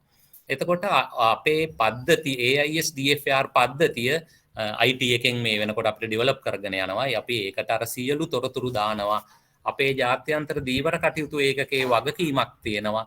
සියලුම අදාළ පාර්ශව කරුවන්ට නාවික හමුදාව TRC එක ආරක්ෂක අංශ ඊට පස්සේ අපේ සියලුම නිලධාරීන් අදාළ විකුණුම් කරුවන් සියලුම දෙනාට ප්‍රවේශ වෙලා සියලු තොරතුරු බලා ගන්න පුළුවන් විදිහේ දත්ත පද්ධතිය කොළඹ ජාත්‍යන්තර දියර කටයුතු ඒකකය මේන්ටේන් කරනවා. ඊළඟට එන්නේ දෙවනි වර්ගය, ඒ කියන්නේ දැනට විකුණලා තියෙන කට්ටිය ආපහු රීකන්ෆිගරේෂන් කරනවා. එන්කෝඩ් කරන්න වෙලා තියෙනවා ඒවා වැරදියට කරපු නිසා. කාටවත්ම අපි දැන් කරලා කියලා බේල යන්න හම්බෙන්නේ නැහැ. එයාලා AIS DFR1 සහතිකය නැතුව අපි ලබන අවුරුද්දේ ඉඳලා තරයේම මුහුදට යන්න අපි යන්න දුන්නත් අපෙන් බේලා ගියත් නාවික හමුදාවෙන් කෝස්ට් ගාඩ් එකෙන් බේරෙන්න බැරි වෙනවා. මොකද ආරක්ෂක අමාත්‍යාංශය තරයේම මේ AIS සම්බන්ධයෙන් උපදෙස් ලබා දීලා තිනෝ ත්‍රිවිධ හමුදාවටම. එතකොට අර විදියමයි මේකට මම වෙලාව ගන්නෙ නැහැ. එයා අර විදියටම පැරණි බෝයා ටික අරගෙන ගිහිල්ලා හෝ දැනට වරායට පැමිණ කරන මේ වැඩසටහන් වලට ඇතුල් වෙලා දැන් හෙට දිනේ තියෙන වගේ ඇවිල්ලා ඒගොල්ලෝ මේක කැලිබ්‍රේට් කරගත්තට පස්සේ හම්බ වෙන AIS DFR1 කියන ෆෝම් එක අර වගේම ඒගොල්ලෝ වරායට ඇවිල්ලා අර ස්ටෙප් එකම ෆලෝ කරලා බාර දීලා අපේ නිලධාරියා ඒ විදියටම සහකාර අධ්‍යක්ෂක මේ හරහා අපිට කොළඹට ඒ ඇප්ලිකේෂන් එක එවන්න කටයුතු කරන්න ඕන. ඕක තමයි දැනට මේ වෙනකොට මේ AIS පද්ධතිය ක්‍රමාංකනය කිරීම සම්බන්ධයෙන් අපිට මේ ඔබතුමල්ලට මේ වෙනකොට යවල තියෙන මේ උපදෙස් මාලාව. එතකොට මේ උපදෙස් මාලාවේ එකම අරමුණ වෙන්නේ මම අර ඉහත ස්ලයිඩ්ස් වල සඳහන් කරපු ශ්‍රී ලංකාව සම්බන්ධයෙන් අන්තර්ජාතිකව මුළු කලාපේම සියලුම කලාපීය ආයතන අපිට අපි දිහා බලන මේ එයාලගේ වපර ඇස යම්තාක් දුරකට හෝ අපි ඉවත් කරන්න නම් අපේ තියෙන මේ AIS අඩුතරමේ ITU රෙකමන්ඩේෂන් එකේ තියෙන MMSI අංක ලබා දීමේ ක්‍රමවේදයත් එක්ක හෝ ගිහිල්ලා ඉවර වෙලා මේවා IUU නෙමේ මේවා ඇත්තටම ශ්‍රී ලංකාව දැනුවත්ව ලංකාවේ පාලන අධිකාරිය කියන්නේ DFAR එක TRC එක දැනුවත්ව සිද්ධ වෙන කැලිබ්‍රේෂන් ක්‍රමවේදයක් යටතේ මේවා හරියට කැලිබ්‍රේට් කළා තමයි මේ ශ්‍රී ලංකාවේ යාත්‍රාවල පාවිච්චි වෙන්නේ. දැන් හරියට ෆ්ලෑග් වෙලා තියෙනවා. මේවයි බෝයාවේ තියෙන එක නමක් යාත්‍රාවේ තියෙන එක නමක් නෙමෙයි. දැන් මේවා හරියටම මේ ට්‍රැක් වෙනවා. ඔන්නෝයි ලේබලය කවදා හරි අපිට දැන් අහිමි වෙලා ගිහිපු අපේ කැත වෙලා ගිහිපු නම නැති කරගන්න නම් අපිට මේ ක්‍රමවේදය මේ විදියට දිගින් දිගටම කරලා ඉවරයක් කරගන්නම වෙනවා. මේ වෙනකොට ශ්‍රී ලංකාවට ඉම්පෝර්ට් කරන සියලුම AIS බෝයා සහ චාට් ප්ලොට ආරක්ෂක අමාත්‍යාංශය විසින් නතර කරලා තියෙන්නේ. ආරක්ෂක අමාත්‍යාංශය දීපු කොන්දේසිය තමයි සියලුම විකුණුම් කරුවන්ට කවදා හරි දවස කවදා වේද කියලා කියන්න බෑ. කවදා හරි දවසක සියලුම AIS chart plotter and AIS බෝයා යන ඒවා මේ ගයිඩ්ලයින් වලට අනුව මේ නව ක්‍රමවේදයේ යටතේ කැලිබ්‍රේට් කළා ඉවරයි කියලා දීවර දෙපාර්තමේන්තුව සහ TRC එක දන්නපු දාට තමයි අපි ආරක්ෂක අමාත්‍යාංශයෙන් අවසරය ලබා දෙන්නේ නැවත AIS බෝයා හෝ chart plotter ලංකාවට ගෙන්නන්න කියලා කොන්දේසිය දාලා දැන් මාස 3ක් වෙනවා. කිසිම අලුතෙන් හදන යාත්‍රාවකටවත් AIS එකක්වත් මොකක්වත් ගන්න විදියක් නැහැ. ගන්න ඉඩ දුන්නොත් වෙන්නේ මේක කැලිබ්‍රේට් කරගන්න උනන්දු වෙන්නෙත් නැහැ. ඒක නිසා අපි බලාපොරොත්තු වෙනවා දැනට තියෙන යාත්‍රා සංඛ්‍යාවෙන් අඩුම යාත්‍රා සංඛ්‍යාවෙන් සහ AIS බෝයා සංඛ්‍යාවෙන් භාගයක්වත් කැලිබ්‍රේට් කරලා යම් කිසි ප්‍රමාණයක් මුහුදේ දැන් මම අන්තිමට කරන්න ඉන්න ඔන්ලයින් අපේ මැප් එකේදී මම පෙන්නන්නම් තව කොච්චර මුහුදේ කැලිබ්‍රේට් කරන්න තියෙනවද කියලා. අන්න ඒ බලාගෙන යද්දී අපිට තේරෙනවා නම් දැන් නම් අවුලක් නැහැ මේවා මේ අලුතෙන් ගෙන්නන්න අවසර දුන්නට කියලා. දැනුණට පස්සේ තමයි අපිට මේකට අවසර ලබා දෙන්න පුළුවන් වෙන්නේ. මේක අනිත් පැත්තට තියෙන්නේ මම මේ වෙන එකක් පෙන්නන්නම් මේ අංක ලබා දීමේ ක්‍රමවේදේ. හරි. මෙන්න මේක බලන්න මේ මම ඉහළ කතා කරා අපි MMSI අංක කියන එක දැන් ඕගොල්ලෝ මට වඩා හොඳට දන්නවා. එතකොට MMSI අංක වර්ග ITU recommendation අනුව දෙන්න ඕන කියන එක දැන් ඕගොල්ලෝ දන්නවා. ITU recommendation යාත්‍රා සඳහා දෙන එක ඕගොල්ලෝ දන්නවා. ඉස්සරහට අනිවාර්යෙන් 417 දැමිය යුතුයි. හැබැයි 417ට පස්සේ ඊළඟට එන්න ඕන අංක 6 ගානේ අපිට කිසිම recommendation එකක් නැහැ. ඒක අපිට රිසිසේ දාගන්න පුළුවන්. හැබැයි දීවර දෙපාර්තමේන්තුව අර කලින් සඳහන් කරපු මීටින් එකේදී තීරණයකට ආවා අපි MMSI අංකය, ඒ කියන්නේ මේක chart plotter එක calibrate කරන එක. අර අනිත් අංක වර්ගය අර මම ඉස්සෙල්ලා කියපු වතුරට දාන බෝයා calibrate කරන format එක. මේ ඇවිල්ලා chart plotter එක, ඒ කියන්නේ transmitter එක calibrate කරන්නේ. මේකෙන් තමයි මුළු පලාතටම ওই ළඟ තියෙන vessels වලට වැඩි දුරක් ට්‍රාන්ස්මිට් වෙන්න ගහන සිග්නල් එක යන්නේ. මේකෙන් තමයි යාත්‍රාවක් තියෙනවා කියලා හඳුනගන්නෙත්. මොකද ඉස්සරහට 99 නැති නිසා. එතකොට මේක කැලිබ්‍රේට් කරන්න ඊළඟට අංක 9න් 417ට 3ක් ගියාම ඉතුරු අංක 6 අපි අදාළ යාත්‍රාවට ගැලපෙන විදිහටයි ඩිසයින් කරලා තියෙන්නේ. යාත්‍රාවේ ලියාපදිංචි අංකයේ අංක 4 අපි මැද්දට ගන්නවා, අගට ගන්නවා. ලංකාවේ මේ ලියාපදිංචි අංකයේ අගට තියෙන KLT නම් KLT ටෙලිෆෝන් කෝඩ් එකේ බිඳුව අයින් කරලා එන අන්තිම අංක දෙක ඇතුල් කරනවා. ඒ විදිහට තමයි මේ යාත්‍රාව 0.225 KLT යාත්‍රාවට ආව MMSI අංකය 417යි 0.225යි 34. මේ විදිහට ලංකාවේ දැන් අලුත් ක්‍රමයට කැලිබ්‍රේට් වුණාට පස්සේ ඕනම යාත්‍රාවක් අපිට MMSI අංකයෙන්ම හඳුනා ගන්න පුළුවන්. මෙයා අසවල් යාත්‍රාවේ තියෙන MMSI අංකය කියලා. ඒ විතරක් නෙමෙයි, මේ අලුත් කැලිබ්‍රේෂන් එකේදී අපි යාත්‍රාවේ නම් සම්බන්ධයෙන් දීවරාජ සම්පත් දෙපාර්තමේන්තුවේ කිසිදු අනපනතක් ගයිඩ්ලයින් එකක් කිසි දෙයක් නැහැ. අපි යාත්‍රාවක අංකයෙන් තමයි සියලුම රාජකාරී කරන්නේ. අපේ HF රේඩියෝ සිග්නල් වලදී කතා කරද්දී සුදු පුතා, ලොකු පුතා, අර දුව මේ දුව කියලා කතා කරනවා යාත්‍රා හඳුන ගන්න. හැබැයි ඒක දීවරාජ සම්පත් දෙපාර්තමේන්තුව භාවිතා කරන විධිමත් ක්‍රමවේදයක් යටතේ යන ගයිඩ්ලයින් එකක් ඇතුව යන ක්‍රමවේදයක් නෙමේ යාත්‍රා නාමකරණය. ඒක නිසා අපි මේ නව ක්‍රමවේදය යටතේ AIS කැලිබ්‍රේට් කරන උපදෙස් සංග්‍රහයට අර ඒක ඕගොල්ලොන්ට දෙන එකක් නෙමෙයි. මේ අපි ඒක දැන් මාස 2කට විතර කලින් අර ඒ TRC එකේ රෙජිස්ටර් වෙච්ච වෙලෙන්දන්ට ලබා දුන්නා. ඒගොල්ලොන්ට වෙනමම ගයිඩ්ලයින් එකක් අපි දීලා තිනවා කොහොමද AIS කැලිබ්‍රේට් කරනකොට ඒකට දත්ත ඇතුල් කරන්න කියලා. අන්නේ උපදෙසේ අපි කිසිම යාත්‍රා හිමිකරුවෙකු ඉල්ලා හිටියට අපි නම වෙනස් කරන්න දෙන්නේ නැහැ. ඒ නම වෙනස් කරන්න නොදෙන හේතු කතා ගණනාවක් තියෙනවා. ඉල්ලන ඕන ගානක් දීලා යාත්‍රාවල AIS බෝයාවල නම වෙනස් කරලා දෙන්න පුළුවන්ද කියලා අහන තත්ත්වෙට සමහර මෝරපන්නය කරන්න බෝඩර් වල අස්සට රින්ගන, ඒ කියන්නේ ඕගොල්ලෝ දන්නවා මෝරපන්නය කරන්න මේ ඈත මහ මුහුදේ ලෝන් ලයින් දාලා මුහුදු පතුල හොයාගෙන යන්න ගැඹුරේ බෑ. ඒකට යන්න ප්‍රදේශ තියෙනවා. ඒ ප්‍රදේශවල මෝරු අල්ලන්න නම් නොගැඹුරු මුහුදු කලාප යන්න ඕන. මේ AIS එකේ බෝට්ටු අංකෙත් කැලිබ්‍රේට් කරගෙන ඒ අංකෙත් දාගෙන ගිහිල්ලා මාළු අල්ලන්න ගියාම අර පොල් කඩන්න ටෝච් එක වටේට අල්ලලා ගියා වගේ වැඩක් වෙනවා. ඒක මේගොල්ලෝ දන්නවා. ඒක නිසා මේගොල්ලෝ අර දාන ලෝන් ලයින් එකේ කෙලවර කොහොම හරි හොයාගන්නත් ඕන. හොරා වැඩේට ගියත් ඒ කෙලවරට දාගන්න මෙයාලා ඉල්ලනමලු මේ යාත්‍රාවේ අංකය නැතුව මොනවා හරි නමක් මේ බොරු නමක් දාලා හරි නමක් නොදා හරි බෝය එකක් ගන්න පුළුවන් කියලා. හැබැයි එහෙම දුන්නොත් ඒ දීපු වෙලෙන්දගේ බලපත්‍රය කැන්සල් වෙන එක දැන් වෙලෙන්දෝ දන්නවා. TRC එක සහ ඒව දැන් අපි නීති හදලා තියෙන්නේ. ඒක නිසා වෙලෙන්දට මේකේ කැලිබ්‍රේෂන් අවභාවිතාවක් කරන්න බෑ. කරගමන් මේක කළා තියෙන්නේ මේ වෙලෙන්දයි කියලා දැන් අපිට ට්‍රැක් වෙනවා.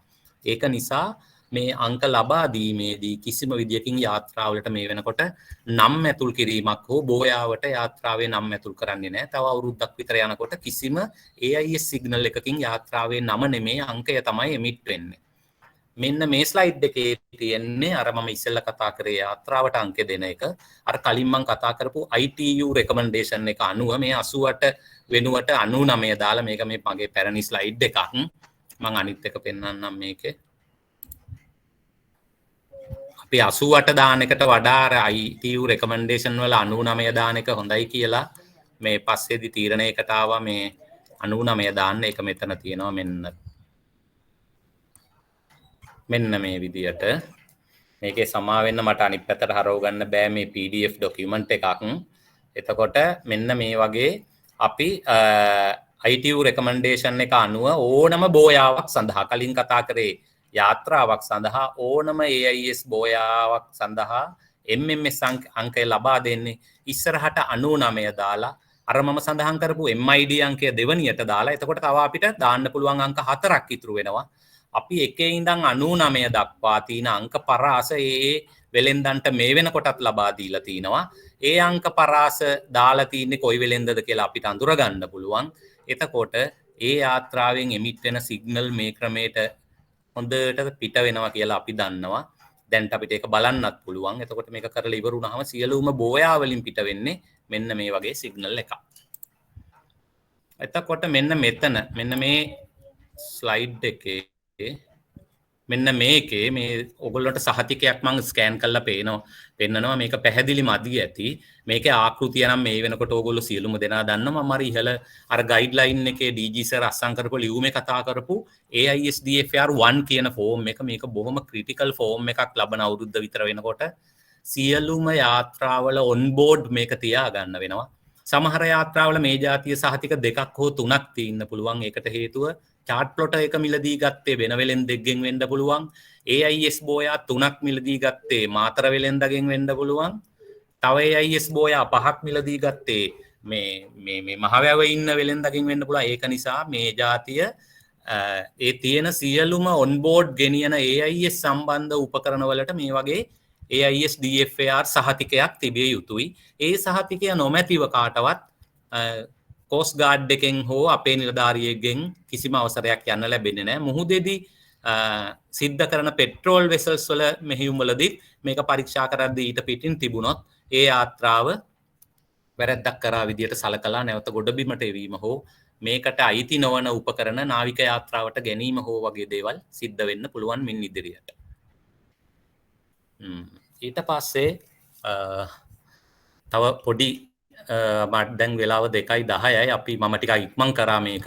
මොකද ඩිමොන්ස්ට්‍රේෂන් එක චුට්ටක් ඔයගොල්ලොන්ට මේ ප්‍රැක්ටිස් වෙන්නත් තියෙන නිසා මම ඉක්මනට මේකට යන්නම්. මේ ඩිමොන්ස්ට්‍රේෂන් එක සම්බන්ධයෙන් මේ මම ඔයගොල්ලොන්ට කියන්න උත්සාහ ගන්න මේ ස්කයිලයිට් සපෝට් ප්ලැට්ෆෝම් එක කියන්නේ ලෝකේ ප්‍රසිද්ධ රටවල් ගණනාවක් විසින් භාවිතා කරන මේ වගේ ප්ලැට්ෆෝම් 20ක් 30ක් ලෝකේ තියෙනවා. ගොඩාක් ඒවා සල්ලි වලටයි යාලයි පහසුකම දෙන්නේ.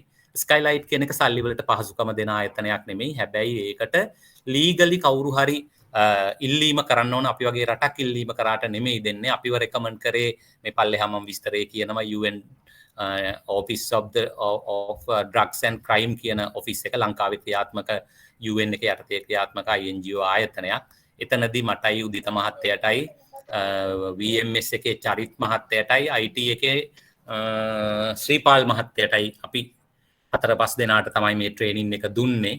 ඒ ට්‍රේනින් එකේදී අපිට ලොකු වැඩ කොටසක් මේ තියෙන කාර්යබහුල තත්ත්වයක් එක්ක මට එහෙම ඒ ස්කයිලයිට් සපෝට් මේ සිස්ටම් එකට ලොග් වෙලා මේක ප්‍රැක්ටිස් වෙන්න වුණා. ඒ වෙලා මට එකම පරමාර්ථය වුණේ මේක කොහොම හරි මෙතන ඉන්න මේ අපේ IT පාර්ට් එක දන්න මගේ මේ ෆිෂරිස් ඔෆිසර්ස්ලා වරායම හොම් නිලධාරිලා සෙට් එකක් ඉන්නවා. මම නම් කිව්වොත් අනිත් අය තරහ වෙනවා. මට අන්න ඒ අයට මේක මට දුන්නට පස්සේ ඉනිෂියල් ස්ටේජ් එක සහ කොහොමද මේක හසුරවන්නේ කියලා මම බලාපොරොත්තු වෙනවා. තව මාසයක් යද්දී මාවත් පහු කරලා ගිහිල්ලා ස්කයිලයිට් සපෝට් ටීම් එකේ ඉන්න මිස්ටර් ක්‍රෙග් එක්ක මම නැතුවම කමියුනිකේට් කරලා එයා මේ දවස්වල මේක ඩෙවලොප් කරන් ඉන්නේ ලංකාවේ AIS බෝයා වලටම අදාළ වෙන විදියට. අපිට ලබන පෙබරවාරි වෙනකොට එයා සිස්ටම් එක අප්ඩේට් කරලා දෙනවා කියලා තියෙනවා. හැබැයි ඒ වෙනකොට අපි මේක ප්‍රැක්ටිස් වෙලා එයාලට පෙන්වන්න ඕන අපි එයාලගේ සිස්ටම් එකෙන් මේක පාවිච්චි කරනවා කියන එක සහ මේක අපි හොඳට මේක වැඩ ගන්නවා කියන එක. අනිත් එක තමයි අර මම ඔයාලට පෙන්නපු IUU watch, global fishing watch, EU කියන ආයතන අපිට නොකිය කිව්වේ උඹලගේ මේ ලෝකේ හැම රටම මේවා දැන් බලනවා. මෙන්න මේ වගේ වැරදි කරනවා ඔයාලගේ වෙසල්ස්. මේ එතකොට මේවා IUU ඕගොල්ලෝ තාම මේවට එන්ට වෙලා නැහැ කියන චෝදනාවත් එක්ක මේ අර ලියුම හොඳටම කියෙව්වොත් ඒවයි තියෙන්නේ. එතකොට අපි ඇත්තටම එයාලා දාන චෝදනාවලින් ගැලවෙන්නත් අපි මේ වගේ ඉන්ටර්නැෂනල් සොෆිස්ටිකේටඩ් සපෝට් ප්ලැට්ෆෝම් එකකට යන්නම ඕන. අපි මේවා කරනවා කියලා පෙන්න ගන්න ඕන. ඒකයි මම අහන්නේ මට කවුරු හරි හොඳ මේ AIS එක මේ ස්කයිලයිට් හරහා මේ තව හොඳට දියුණු කරන්න පුළුවන් ටීම් එකක් බිහි වෙන්න ඕන. දැන් ඕගොල්ලෝ මේ අහන් ඉන්න හැකියාව තියෙන අය හිතට ගන්න ඕනම වෙලාවක මට කෝල් කරන්න.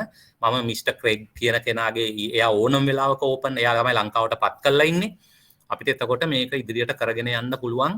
හොඳම උදාහරණය මම කියන්නම් අපේ මෙතන ජොයින් වෙලා ඉන්නවද දන්නේ නැහැ මේ විමර්ශනාංශයේ නිලධාරීන් යයිකොඩි මහත්තයා ඇතුළු විමර්ශනාංශයේ නිලධාරීන් හොඳටම දන්නවා අපිට ආවා මේ EU එක හරහා මේ AIS වලින් වැරදි කරපු යාත්‍රා බර ගණනක මේ වගේ සටහන්. ඒවා සමහර ඒවා හරිම පොඩි නෝටිකල් මයිල් ගානක් තමයි යාලා AIS බෝයා එක ඇතුළට ගිහින් තින්නේ සිග්නල් එක දෙන්න. හැබැයි ඒ කියන දේ අපිට පිළි අරගෙන මේ ඇතුලේ තියෙන නිසා no doubt මේ බෝයා එක විතරක් මේ අනුන්ගේ ඉසඩ් එකේ තියෙන්න බෑ. ওই බෝයා එකට ගැට ගහලා තියෙන මේ දැලත් ඉතින් ඕක ඇතුලේ තමයි ඇත්තේ කියන පදනමින් අපි නීතිමය කටයුතු කරා. හැබැයි අපිට මේ වගේ සිස්ටම් එකක් ඒ කාලේ වෙනකොට තිබුණා නම් ඒ ඩේට් එකට ෆිල්ටර් කරලා ඒගොල්ලෝ දීපු ඒ සටහනත් එක්ක ආගියුමන්ට් එකකට යන්න තිබ්බා. හැබැයි ඒ වෙද්දි ඔය මේ කෝස් එකට මම ගිහිල්ලා හිටියෙත් නෑ. ජයකොඩි මහත්තයා මගෙන් කීප සැරයක් ඇහුවා මේ ආරියරත්න මහත්තයා පුළුවන් ද අපිට මේවා ඒ රටට දන්වලා හරි යම් කිසි ජස්ටිෆිකේෂන් එකක් ගෙන්නන්න. මේ කේස් දෙක තුනක් තියෙනවා මේවා සමහර අය කියනවා ඒගොල්ලෝ මේ පැත්ත පළාතේ ගියේ නෑ කියලා. නමුත් අපිට ඒක ඔප්පු කරගන්න බැරි වුණා. මේ වගේ සිස්ටම් එකක් ඒ වෙනකොට අපිට භාවිතා කරන්න අවසරයක් ලැබිලා තිබුණේ නැති නිසා. මම මේ මූලික කතාව කියලාම මේක පටන් ගත්තේ ඒකයි. මෙතනදී අපි මේ කාලය තුල කියන්න යන්නේ මෙන්න මේ කාරණා ටික. ස්කයිලයිට් කියන්නේ කවුද? එතකොට මේක අපිට ලංකාවට කෝඩිනේට් කරේ කවුද? ඊට පස්සේ ස්කයිලයිට් එක කියන්නේ මොකක්ද? ඒක මොන වගේ සපෝට් ප්ලැට්ෆෝම් එකක්ද? ඊට පස්සේ මේකෙන් අපිට කරන්න පුළුවන් මොන වගේ මේක තියෙන්නේ මොකටද කියන එක. ඊට පස්සේ මේකට ෆැමිලියර් වෙලා ක්ලෝස් වෙලා මේක අපි මේ පහසු කරගන්නේ කොහොමද කියන ටික තමයි මෙතනින් එහාට ලෙක්චර්ස් ඔක්කොම ඉවරයි. අපි මේ ප්ලැට්ෆෝම් එකට ගිහිල්ලා මේක කරගන්න බලමු. මේ ස්කයිලයිට් එකේ අපිට මෙතන තියෙන මේ ස්කයිලයිට් එක එක්ක යන මේ යාලගේ මෙන්න මේ ඔබ්ජෙක්ටිව් එකක් එක්ක තමයි ඒගොල්ලෝ යන්නේ. For those serious about protecting the health of our ocean and ending illegal unregulated and unreported fishing. ඒ කියන්නේ ස්කයිලයිට් එක ඕගොල්ලොන්ට තේරෙනවා මේක මේ වෙන කිසිම පර්පස් එකක් සඳහා හදාපු ඕගනයිසේෂන් එකක් නෙමෙයි. මම දන්න තරමින් මේක චැරිටි ඕගනයිසේෂන් එකක්. ඒ කියන්නේ ප්‍රොෆිට් ගන්න ඕගනයිසේෂන් එකක් නෙමෙයි. මේ පහලින් තියෙන සියලු ආයතන මේකට ෆන්ඩ් කරනවා. ඒ ෆන්ඩ් කළා ඉවර වෙලා මෙතන මේ පහල තියෙන මේ ඔක්කොම ආයතන ඇත්තටම මේ ඕෂන් 5 ඒ වගේ ආයතන මේ වයිල්ඩ් එයිඩ් වගේ ඒවා ලෝකේ ෆිෂරීස් වලට සියලු රටවල් වල ෆිෂරීස් කන්සර්වේෂන් සමහර වඳ වී යන මත්ස්‍ය විශේෂ සම්බන්ධයෙන් කන්සර්වේෂන්ස් කරන ආයතන. ඒ ආයතන මේ වගේ දේවල් IUU පිට දකින මේ වගේ වැඩවලටත් මේ ප්ලැට්ෆෝම් හදන්න සල්ලි දීලා තිනවා මේකේ කතා වෙන විදියට. එතකොට UNODC කියලා එකක් මෙතන තියෙනවා. අන්න ඒක තමයි අපිට මේ ප්ලැට්ෆෝම් එකත් එක්ක වැඩ කරන්න අවසර ලබා දුන්නේ. එතකොට මගේ මේ ප්‍රසන්ටේෂන් එක ඉවරයි. මේ ප්‍රසන්ටේෂන් එකේ මොන හරි ප්‍රශ්න තියෙනම් අහලම අපි අර මේ ස්කයිලයිට් ප්ලැට්ෆෝම් එකට යමු. මොන හරි ප්‍රශ්න තියෙනම් අහන්න. ආරත මහත්මයා අව් මම අහනවාද චන්දන? ඇහෙන චන්දන මහත්තයා කියන්න. මේ මට තියෙනවා ගැටලුවක් අර AIS බෝයා ක්‍රමාංකනය කිරීමේදී. ඔව්. යාත්‍රාවේ ලියාපදිංචි අංකනේ අපි ඇතුළත් කරන්නේ. ඔව්.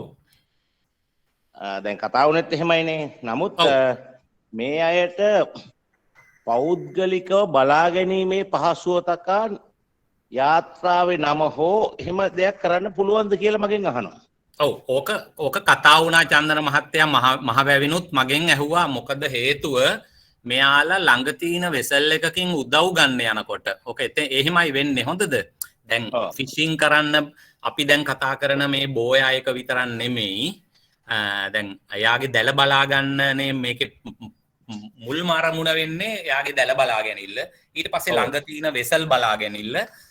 ළඟ තියෙන වෙසල් බලා ගන්නවත් එක්කම එයාලට ළඟ තියෙන වෙසල් එකකින් උදව්වක් ගන්න ඕන නම් එයාලා ඒ වෙසල් එක මෙන්න මේක තමයි කියලා අඳුරගන්න සුදු පුතා අන්න අතන අර මේ කියන්නේ පුෂ්ප රැජින තියෙන අන්න අතන කියලා අර මෙයාගේ ඩිස්ප්ලේ එකේ වැටෙන්නේ පුෂ්ප රැජින කියලා. හොඳද? එතකොට මේ නම වැටෙනකොට එයාට මැප් එකේ chart plot එකෙත් පෙන්නනවා එයා ඉන්නේ මෙන්න මේ මං ඉන්න තැන ඉඳන් මෙන්න මේ පැත්තෙන්. එතකොට මේ පැත්තට එයා මේ එයාගේ බෝට්ටුව අරගෙන යනවා. එතකොට රේඩියෝ එක හරහා අමතනවා අරගොල්ලන්ට මෙන්න මේ අපි දැන් මේ ඔයාලා ඉන්න පැත්තට එනවා අපිට මෙන්න ඉන්ධන ලීටර් මෙච්චර ඕන. අපි ඉන්ධන ගමුකෝ උදාහරණෙට. ඊට පස්සේ ඕක මහවැව කීප දෙනෙක්ම මගෙන් අහලා කතා වුණේ මොකද මේ නියමුවාගේ තමයි මේ ඉල්ලීම තියෙන්නේ මේකට අපිට අර නම දාලා දෙන්න පුළුවන්ද කියන එක. මගෙන් ඉල්ලුවේ නම් අයිතිකරුවා. ඔව් ඉන්නකෝ. හැබැයි ඕකෙදී ඔන්න දැන් මම පැහැදිලි කරන්නම් ඔයාටත් තේරෙවි. ඒකට හේතුව තමයි අපේ නියමුවන්ලා දැන් මතක තියන් ඉන්නේ අර එයාගේ බෝට්ටුවනේ යාළුවගේ. අර නම පුෂ්ප රැජින. එතනින් ගියාම දැන් දුලාජ් පුතා. එතකොට එයා මතක තියන් ඉන්නේ අර ඒකින්ද එයාට දැන් අර යාත්‍රාවල අංකය මතක තියා ගැනීමක් සිද්ධ කරන්නේ නැහැ. නියමුවා දන්නේ නැහැ. හොඳට දැන් සමහර නියමුවෝ මොනෝහරි විමර්ශනයකදී දැන් බෝට්ටුව ගොඩට ආව ගමන් අපේ අත්අඩංගුවර ගත්ත නිලධාරීන්ගෙන් අහන්නකෝ. ඒ ස්කිපර් සමහර විට මේ එක්ක බෝට්ටුව දිහා බලලා. එහෙම නැත්නම් වෙන කාගෙන් හරි අහලා තමයි කියන්නේ අපේ මම දැන් ගිහින් ආ බෝට්ටුවේ IMU ලංකේ මොකද්ද කියලා. ඔක ඇත්තම කතාව ඒක. මොකද එයාගේ ඇඟට ෆැමිලියර් වෙලා තියෙන්නේ එයාගේ බෝට්ටුවේ නමින් යන්නේ. එයා කියන්නේ මම මේකේ ගිහින් ආවේ. මේ අසවල් එකේ ගිහින් ආවේ. හොඳද? හැබැයි එහෙමනම් අපිට සිද්ධ වෙනවා එපාර මම ඩීජී සර් එක්කත් කතා කරා. අපිට ආව චෝදනාව තමයි මේ නම් භාවිතා කිරීම අවභාවිතා වෙනවා කියන එක. එතකොට මේ අපිට සිද්ධ වෙනවා දීවර දෙපාර්තමේන්තුවෙන් එහෙනම් ලයිසන්සින් අංකය වගේම විධිමත් නීත්‍යානුකූල ඇක්ට් එකකට දාපු ක්‍රමවේදයකට අනුව යාත්‍රාවලට අංක නිකුත් කරන්න. සොරි. මේ යාත්‍රාවලට නම් නිකුත් කරන්න. ඒ නිකුත් කිරීමෙන් පසුව තමයි අපිට නම දාලා මොකද හේතුව දැන් මේ නම මේගොල්ලොන්ට දාන්න දුන්න කියන්නේ ඒ AIS බෝය එකට. එතකොට දැන් AIS බෝය එක කැලිබ්‍රේට් කරලා තියෙනවා තුලාජ් 2 කියලා. මේකේ බෝට්ටුව කැලිබ්‍රේට් වුණාට පස්සේ මොනවා හරි හේතුවකින් ගොඩදී මේ බෝට්ටුවේ අපේ රටේ නීතියක් නැති නිසා ඕනම වෙලාවක මේ බෝට්ටුවේ නම මාරු කරගන්න පුළුවන් අවශ්‍යයට. හැබැයි එතකොට අර බෝයාවේ තියෙන එක නෙමෙයි අන්තිමට යාත්‍රාවේ සඳහන් වෙලා තියෙන්නේ. මට ආරංචියක් ආවා අම්බලන්ගොඩ බෝට්ටුවක් තියෙනවලු. ගෙදර දුවයි පුතයි ඉන්නේ. දුවගේ නම අර ස්පෝර්ට් සයිඩ් එකේ ස්ටාර් බෝට් සයිඩ් එකේ මේ අනිත් පුතාගේ නම තියෙන්නේ. ඉතින් එතකොට ඒ නිදහසත් ලංකාවේ තාම තියෙනවා. එතකොට වෙන්නේ එකම බෝට්ටුවේ නම් දෙකකුත් පාවිච්චි වෙන රටේ අපි මේ වගේ අන්තර්ජාතිකව අනිත් රටවල් වලට වදින දැන් මම ස්ලයිඩ් වල මුල කිව්ව බොහොම බරපතල කාරණාවක් තියෙන වෙලාවක අපි ආයි එයාට එයාගේ යාත්‍රාවේ අංක වලින් පුරුදු වෙන එක තමයි කළ යුත්තේ. දැන් අපිට සිද්ධ අවදානමක් ගන්න තමයි ආයි වෙන්නේ. මේ කරන අමාරුවෙන් මේ කරන වැඩේ ආයි අවදානමකට ලක් වෙනවා. ආයි නම් දාන්න දුන්නොත් චන්දන මහත්තයා. අරත මහත්තයා මෙයා ඇහුවේ මේ ඇත්තටම ඇහුවේ මේ අංකේ තියෙන්න ඕන. ඔව් මේකට දැන් අපි හිතමු මෙයාගේ සුදුවේ කියලා මෙයාට සුදු කියන කැලලක් දාන්න පුළුවන්ද කියන එකයි. බැහැනේ ඉලක්කම් 10 මේ සෝරි අන්න ඒක තමයි කේස් එක. කැරක්ටර් 14යි දාන්න පුළුවන්. කැරක්ටර් 14න් IMULA බිඳුවයි ওই ටික දාලා KLT කියලා ගහලා එනකොට 13ක් යනවා. 10ක් කියලා. ඔව් ඒක ඇත්තටම නැත්තම් අපිට දාන්න පුළුවන් අංකෙට යටින් තව ඉඩ තිබ්බනම් මේක හරිම සීමා සහිත ස්පේස් එකක් එක්ක තමයි ඒක මේ අර මේ මැනුෆැක්චරර් හදලෙවල තියෙන්නේ. අපිට කරන්න තියෙන වැඩ දෙකයි. එක්ක මැනුෆැක්චරර්ස්ලට ඉදිරියට එන ඒවට ඒව එවන්න කියන එක. එක්ක අපි නීතිගත කරන්න ඕන අපේ නම් ලබා දීමේ ක්‍රමවේදය. ඔක තමයි උතන තියෙන්නේ මේ අපිට අදහසක් විදියට IMULA කියන එක පොදු එකක් නේ හැම යාත්‍රාවටම. ඔව්. අපිට ඔය දැන් අතනින් 14න් මේ ටිකට යන්නේ 10යි. 10න් IMULA අයින් වුණොත් එතන 5ක් ඉතුරු වෙනවා. 5යි ඉතුරු වෙච්ච 4යි 9ක් තියෙනවා. ඔය 9 තුල නමක් යොදාන්න පුළුවන්ද? 9ක් ඉතුරුනේ නැහැ. අපි බැලුවා. අංක දැම්මෙන් පස්සේ ඉතුරුනේ 2ක් නැත්තම් 3යි. අපේ අංකේ මේ 10යිනේ තියෙන්නේ IMULA එකේ. නෑ 10 නෙමෙයි 10 නෙමෙයි ඉරි කෑලි 10 නෙමෙයි ඉරි කෑලි නැතුවත් 4යි 8යි 3යි 11යි 11ක් ආවා. බැරි වුණා චන්දනයි ඒක බැලුවා අපි. ඔව් CHW ඒවා කොහොමද අංකණය වෙන්නේ? CHW ඒවා මේ අපි දෙකක් ටෙලිෆෝන් කෝඩ් දෙකක් යනවා පුත්තලම සහ CHW කියලා එකම මේ එකෙන්. අපි CHW එකට තමයි ප්‍රධාන මේක දෙන්නේ. හොඳද? PTM වලට බොහොම අඩු සීමා සහිත යාත්‍රා සංඛ්‍යාවක් තියෙන නිසා PTM වලට අපි වෙනම මේ ඒ කියන්නේ ওই කෝඩ් එක ගන්නෙ නෑ මේ අපි ඒක මේ උපදෙස් මේක මේ ඇරලා ඇති ඒ යවන මේකේ මේ ඒ ටික කැලිබ්‍රේට් කරන්නේ කොහොමද කියලා වෙන්ඩස්ලට මේ අපේ මහත්තරුන්ටත් ඒක මේ මගේ මතක හැටියට එතෙන්ට දැම්මේ අන්තිමට අපි බින්දු 3ක් දැම්මේ බින්දු 2ක් අගට බින්දු 2ක් තියෙනවා නම් ඒවා PTM හරි හරි ඔව් බින්දු 2ක් තමයි දැම්මේ හරි මත තව චූටි දෙයක් මම සුරාජ් ඔව් සුරාජ් මේ හරි මත දැන් අපි උදාහරණයක් විදිහට ගත්තොත් එහෙම දැන් කෙනෙකුට විකුණන්න පුළුවන්ද දැන් ඔය AIS එක හොඳ ප්‍රශ්නයක් ඇහුවේ AIS එකක් ඕනම කෙනෙකුට තව කෙනෙකුගේ අයිතිය දැන් විශේෂයෙන්ම යාත්‍රාවක් පවරද්දි කොහොමත් gediya පිටින්ම AIS උත් යනවා ඒකම එහෙම නැතුව තමන්ගේ chart plot එකයි AIS බෝයයි කාට හරි විකුණන්න පුළුවන් ඒ විකුණන එකේ ක්‍රමවේදයේදී සිද්ධ වෙන්නේ එකම දෙයයි යාත්‍රාව අපි ක්‍රම දෙකක් නේ දැන් කිව්වේ යාත්‍රා පැවරුණාට පස්සේ අපි මේ උදාහරණය ගමු පැවරුණාට පස්සේ යාත්‍රාවේ පොතේ අපේ දෙපාර්තමේන්තුවෙන් දෙවෙනි පැවරුම් කරුගේ නමට පොත හැදිලා ආවට පස්සේ ඒ පොත අරගෙන යන්න ඕන AIS බෝයා මේ ওই සෙට් එකත් එක්ක යාගේ වෙලෙන්ද ගාවට වෙලෙන්දට ගයිඩ්ලයින් එක දීලා තියෙන්නේ අලුත් එක්කෙනාගේ නමින් ඔක්කොම දේවල් ටික දාලා ඉවර වෙලා මොකද යාත්‍රාවේ පැවරීමකදී යාත්‍රාවේ ඇතුල් කරපු data කිසි දෙයක් වෙනස් වෙන්නේ නැහැ ඒක සුරාජ් තේරෙනවනේ ඇයි අංක ඒවා වෙනස් වෙන්නේ නැහැ නමුත් database එකේ අදාළ යාත්‍රාවේ අයිතිකරුගේ අදාළ data සියල්ල වෙනස් වෙනවා එතකොට මේ තව එයා අලුතෙන් බෝයා තව ඇඩ් කරන්න බලාපොරොත්තු නම් ඒ ඔක්කොම දාලා එයාට AIS DFR1 කියලා සහතිකයක් එයාගේ නමින් හම්බ වෙනවා තේරුණාද ඔය එතකොට කෙලවර ඩිස්ට්‍රික්ට් අංකෙට විතරද අපි දෙන්නේ දැන් උදාහරණයක් කරලා ඒක වෙනස් වෙන්නේ නැද්ද මට තේරෙනවා ඔයා අහන එක බෝට්ටුවේ වර්තමානයේ ප්‍රදර්ශනය කරලා තියෙන අංකේ තමයි අපි බේස් කරන්නේ ඒක වෙනස් වෙන්නේ නැහනේ යාත්‍රාව මාරු වුණා කියලා හරි ඕනේ ඒ AIS එකේ දැන් ක්‍රමාංකනය කරනකොට ප්ලොට් එකේ ක්‍රමාංකනය කරනකොට කෙලවරට අපි දෙනවා දිස්ත්‍රික් කෝඩ් එකට අංකයක් දෙන්නේ අපි දැන් ඩිජිට් එකක් ඔව් ඒ අංකය පදනම් කරගන්නේ යාත්‍රාවේ අංකයට මිසක් පුද්ගලයාගේ පදිංචියට නෙමෙයි හරි එතකොට පුද්ගලයාගේ පදිංචියට නෙමෙයි එතකොට අපි හිතමු දැන් බෝට්ටුව නොමැතිව කවුද මේ එක්කෙනෙක් වෙන කෙනෙක්ගෙන් මේ භාවිතා කළා ටිකක් පරණයි දැන් ඒක හින්දා එයා විකුණන වෙන කෙනෙකුට එයාට පුළුවන් දැන් මෙයා මේ අරයගෙන් මිලදී ගත්ත බවට තහවුරු කරන ලියවිලිත් එක්ක ඒ chart plot එක විකුණපු වෙලෙන්දම ගාවට මොකද පාස්වර්ඩ් තියෙන්නේ එයා ළඟ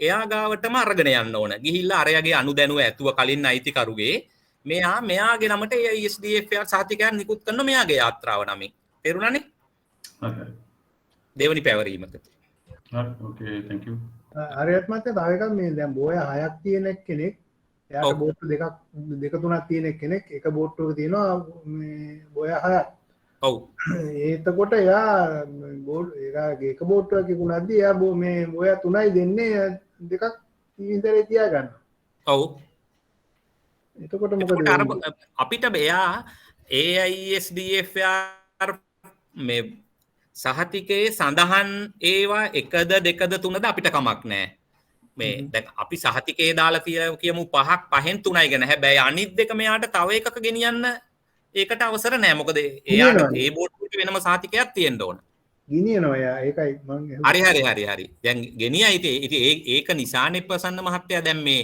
ඔය ඒ ගෙනියයිලා ඒවා ගෙනිහිල්ලා කන කෑමනේ මේ අපි මේ තාම මේ විඳවන්නේ දැන් ඒක නතර කරන්න තමයි මේ හැබැයි අපිට වඩා අනිවාර්යෙන් ආරක්ෂක අමාත්‍යාංශයේ මේ මුහුදේදී ලොකු චෙක් අප් එකක් කරනවා මේකට මේ ඒක නිසා අපි පුළුවන් තරම් මේගොල්ලන්ව මේ ඔය මාරු කරලා ගෙනියන එක නවත්තන එක මේ අපිත් පොඩි දායකත්වයක් දෙන්න වෙනවා බලමු මේ ක්‍රමේ දැනට යන විදියට කැලිබ්‍රේට් කරලා ඉවර කරගන්න පුළුවන් වුණොත් නම් ඕක නතර කරගන්න පුළුවන්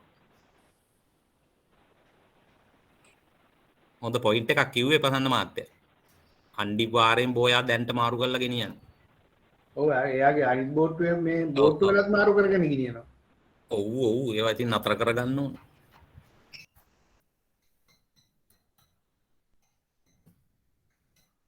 මේ ආරයන් මාගේ මේ වැඩසටහන සතිය දවසක තිබුණා නම් හුඟක්ම වටිනවා වගේ දැනෙනවා අපිට එහෙනම් පොඩි මේ ගෲප් එකක් හදලා වෙනම පෙන්වන්න තිබුණා මගේ ක්‍රමවේදය අනුව ගෙදර ඉන්න නිසා ඒක කරන්න විදියක් නෑ අද මේ ඔෆිස් එකේ ඉතුරු අයටනේ ඔව් මොකද අපේ මේ දැන් පෙන්සුරාදා දවසේ ඉතින් ගෙවල් වල වැඩ තියෙන මේ නිසා මගේ ස්ක්‍රීන් එක ෂෙයා වෙනව පේනවද?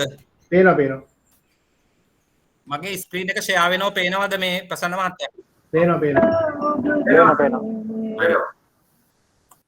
හරි. හරි. මේමයි දැන් ඕගොල්ලෝ දැක්ක මම ලොග්ගුණු හැටි. දැන් සමහර අයට මම දින කීපයකට කලින්ම මේ ස්කයිලයිට් ප්ලැට්ෆෝම් එකේ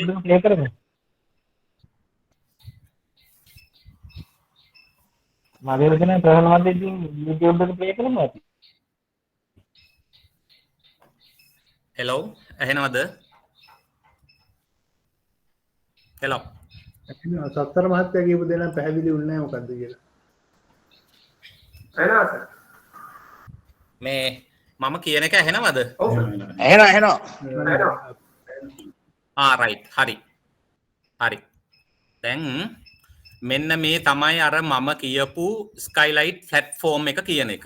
මේකට යන්න හරිම පහසුයි. අර මම එවලා තියුණ දවස් දෙකකට විතර කලින් ඕගොල්ලන්ට ලින්ක් එකක්. ඒ ලින්ක් එක හරහා ගියහම රෙජිස්ටර් වෙන්න ෆෝම් එකක් එනවා.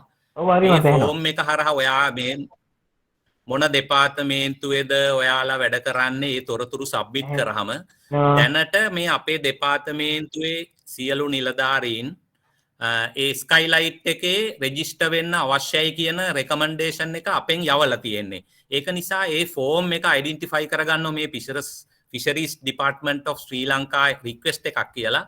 එතකොට අපිට ඒ රෙජිස්ට්‍රේෂන් එක ඔයාව ඇක්සෙප්ට් කරගන්නවා. එතකොට නිතරම යූසර් නේම් එක වෙන්නේ අර දැන් මම ටයිප් කරන ඔයගොල්ලෝ දකින්න ඇති යූසර් නේම් එක වෙන්නේ නිතරම මගේ සම්පූර්ණ ඊමේල් ලිපිනය. එතකොට අර එන මේ ඊමේල් එකට එන මේකේ තියෙනවා අපි කැමති පාස්වර්ඩ් එකක් අපිට චේන්ජ් කරලා හදාගන්න පුළුවන්. දැන් මම මේ චේන්ජ් කරලා හදාගත්ත පාස්වර්ඩ් එකෙන් තමයි දැන් ලොග් ගුනේ යූසර් නේම් එක විදියට ඊමේල් එක දාලා. ඒ ක්ලික් කරාම මෙන්න මේ જાතිය ස්ක්‍රීන් එකක් එනවා. දැන් මෙතෙන්ට වෙනකම් පැහැදිලිද ඔයාලට? දැන් මේ කියන්නේ මේ සාමාන්‍ය ලොග් වීමේ ක්‍රමවේදය මේ ලෝකේ දැනට තියෙන. මේක මේ අමුතු මේ ස්කයිලයිට් එකට විතරක් මේ හරියන ලොග් වෙන ක්‍රමවේදේ නෙමෙයි. ලෝකේ මේ ඊමේල් එකක් through ඒ කියන්නේ එන්ක්‍රිප්ටඩ් ඒ කියන්නේ වෙන අයට බෑ මට විතරක් යන්න පුළුවන් වෙන විදියට හදාපු සිස්ටම් වල ක්‍රමවේදයක් මේ විදියට ඔන්න ආවා. මේ ආවට පස්සේ ඕගොල්ලොන්ට මේ පේන්නේ ඔක්කොම දැනට මේ උඩ ඕගොල්ලෝ බලන්න මේ මම පෙන්නන එකේ මගේ කර්සර් එක යනව පේනව නේද? මේ past 24 hours කියලා තියෙනවා.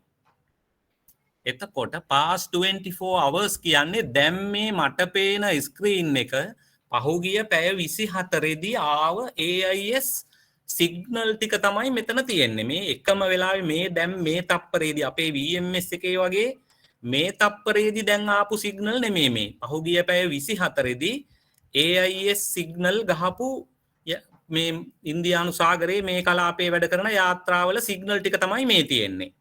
එතකොට මෙතන මේ ඒ යාත්‍රාවට අපිට තව මෙහෙම ලං වෙලා ඉන්ඩිවිජුවලි අපිට එයා ගැන මේ විදියට මෙන්න මෙතන මේ බෝඩරේ ඉන්න එක්කෙනා ගැන මේ ක්ලික් කර ගමම්ම ඒ යාත්‍රාවේ මේ විස්තර ටික එනවා. මෙන්න මේක ඒක ඇවිල්ලා මේ ලොකු වෙසල් එකක්.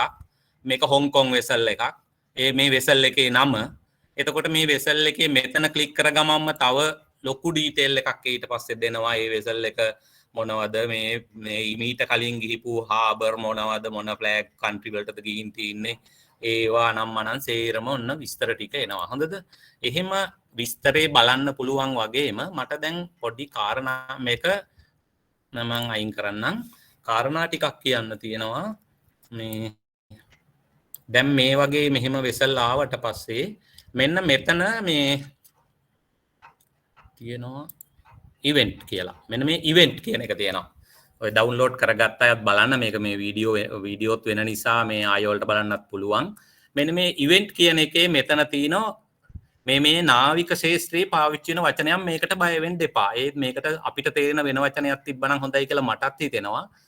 මේක රෙන්ඩිස් වෙස් කියලා මේ ඔයගොල්ලෝ ගහලා බලන්න. මේක එක විදියට ප්‍රනවුන්ස් වෙනවා එක රටවල් වල. දැන් අපිට කියන්න තියෙන ඒ වචනේ මේකේ තේරුම තමයි දැන් මේ වෙලාවේදී ඒ නැවෙන් මෙන්න මෙතෙන්දි ගහපු මේ සිග්නල් එකනේ. අන්නේ සිග්නල් එක ගහපු මේක තමයි දැන් මේ හොයන්නේ. ඒක ක්ලික් කර ගමන් ඔන්න බලන්න අර මේ වෙසල් නැති වෙලා යනවා ඒ සමහර ඒවා. හොඳද? ඒක මේව කර ගමන් මේ සිග්නල් ගහපු ඒවා ආයි පෙන්වන්න ගන්නවා එකින් එක. ඒක දැන් ඊට පස්සේ එන්ට්‍රීස් කියන්නේ දැන් පාට වෙනස් කරලා අපේ ඊසට් තියෙනවනේ මේ අපේ මේ මාලදිවින ඊසට් එක තියෙනවා. ඒකම ලංකාවේ ඊසට් එක තියෙනවා. ඊසට් එකක් ඇතුලේ අද මේ පැය 24 ඇතුලේ මේකට ඇතුල් වෙච්ච ඒවා තමයි මේ එන්ට්‍රීස් කියන්නේ. ඔන්න බලන්න මම එන්ට්‍රීස් ටික කැපුව ගමන් මේ පැය 24 ඇතුලේ මේකට එන්ටර් වෙච්ච ඒවා ඔක්කොම ටික අයින් වෙලා යනවා. ඊට පස්සේ මට ඕගොල්ලොන්ට ප්‍රධාන වශයෙන්ම කියා ගන්න තියෙන්නේ තව එක කාරණාවක්. මෙන්න මෙතන ඒරියාස් කියලා එකක් තියෙනවා. ඒරියාස් වල ඔයාලට පේනවා ඇති මේ මගේ ඒ කියන්නේ මම ෆිෂරි ශ්‍රී ලංකාවේ දීවර දෙපාර්තමේන්තුවේ නිලධාරියෙක් විදියට අපි අත්‍යවශ්‍යයෙන්ම අවධානයට යොමු කළ යුතු අපි මේ කලාප තියෙනවා. ඉතින් එකක් තමයි ආයේ අවිවාදයක් නැහැ අපේ ශ්‍රී ලංකන් ඊසට් එක. මම මේ SL ඊසට් කියලා ඒක නම් කරලා තිනවා. තව ඉතින් අහන්නම දෙයක් නැති එකනේ අල්ලපු මාලදිවයිනේ ඊසට් එක. හොඳද? ඒක දාගෙන තිනවා. ඊට පස්සේ මේකේ මෙන්න මේ පහළ තියෙනවා බියොට් එක. මෙන්න බියොට් එක ඈ තියෙන්නේ. එතකොට ඔන්න ওই තුන තමයි මම සාමාන්‍යයෙන් මේකේ නම් කරන් තියෙන්නේ. දැන් මේ කලාප අපිට මේ ස්කයිලයිට් ආයතනෙන් හදා දෙන ඒවා නෙමෙයි. මම දැන් ඔයාලට පෙන්වන්නම් මේ කලාප තුනම ඔන්න හොඳට බලන්න මම ඩිලීට් කරලා දානවා. ඩිලීට් ඕකේ. හරි. ඔන්න ගියා බියොට් එකක් ඩිලීට් කරා. මෝල්ඩිව්ස් ඊසට් එකක් ඩිලීට් කරා. ඕකේ. එකක් ගියා. SL ඊසට් එකක් ඩිලීට් කරා. දැන් මට මේකේ පෙන්වන්නේ මම මුලින්ම ඕගොල්ලෝ දැන් ඔන්න ඔයාලගේ සිස්ටම් එකට ගියහම දකින්න පුළුවන් විදියට. මෙතන මේ ඊසට් යාන්තම් අපිට පේනවා. තව ඕනනම් මේකේ පොඩි අපිට මෝඩ් එක වෙනස් කරගන්නත් පුළුවන්. මෙන්න මෙතනින් අපිට පුළුවන් ඕනනම් මේ නායක සැතපුම් 12 මාක් කරගන්න අපේ කලාපේ වෙයි. හරිය දාලා මම ඒක අයින් කරන්නම්. ඊට පස්සේ තව පුළුවන් අපිට මේ මුහුදේ තියෙන ගැඹුරු ස්ථාන කඳු ඇටි ඒවා පේන විදියට මෙන්න මේ විදියට හදාගන්නත් පුළුවන්. ඒ එක අයගේ රුචිකත්වය අනුව. නමුත් අපි දෙපාර්තමේන්තු නිලධාරීන් විදියට අපිට වටින්නේ අනිවාර්යෙන් ඊසට් බවුන්ඩරිස් එක මේ තියෙන විදියට. ඕගොල්ලොන්ට ඕන විදියකට හදාගන්න පුළුවන්. හරිද? ඊට පස්සේ මම දැන් ආපහු අර මම මකලා දාපු ඒරියා එක අපිට මේක හරියට පරිශීලනය කරනවා නම් ඒරියා හදාගන්න ඕන. මම ඉස්සර වෙලා අපේ ලංකාවේ ඊසට් එකේ ඒරියා එක හදනවා. හරිද? ඒකට කරන්නේ ඒරියාස් කියන තැනට ගිහිල්ලා drop down menu එක තියෙනවා. හරිද? ඒකේ එහෙම නැත්තම් මෙතනින් පුළුවන් මෙන්න මේක ක්ලික් කරලා draw and AOI කියන එකට ආවා. draw shape කියන එක ක්ලික් කරා. හරිද? එතකොට අපිට එනවා නමක් දාන්න. මම SLE ඊසට් කියලා දාන අපි පාවිච්චි කරන්නේ ඒක. එමනේ.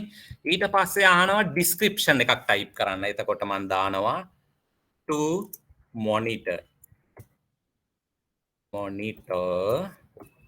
මොනවද අපි මොනිටර් කරන්නේ අපේ ඊසට් එකේ IUU vessel දාමු. IUU vessels activity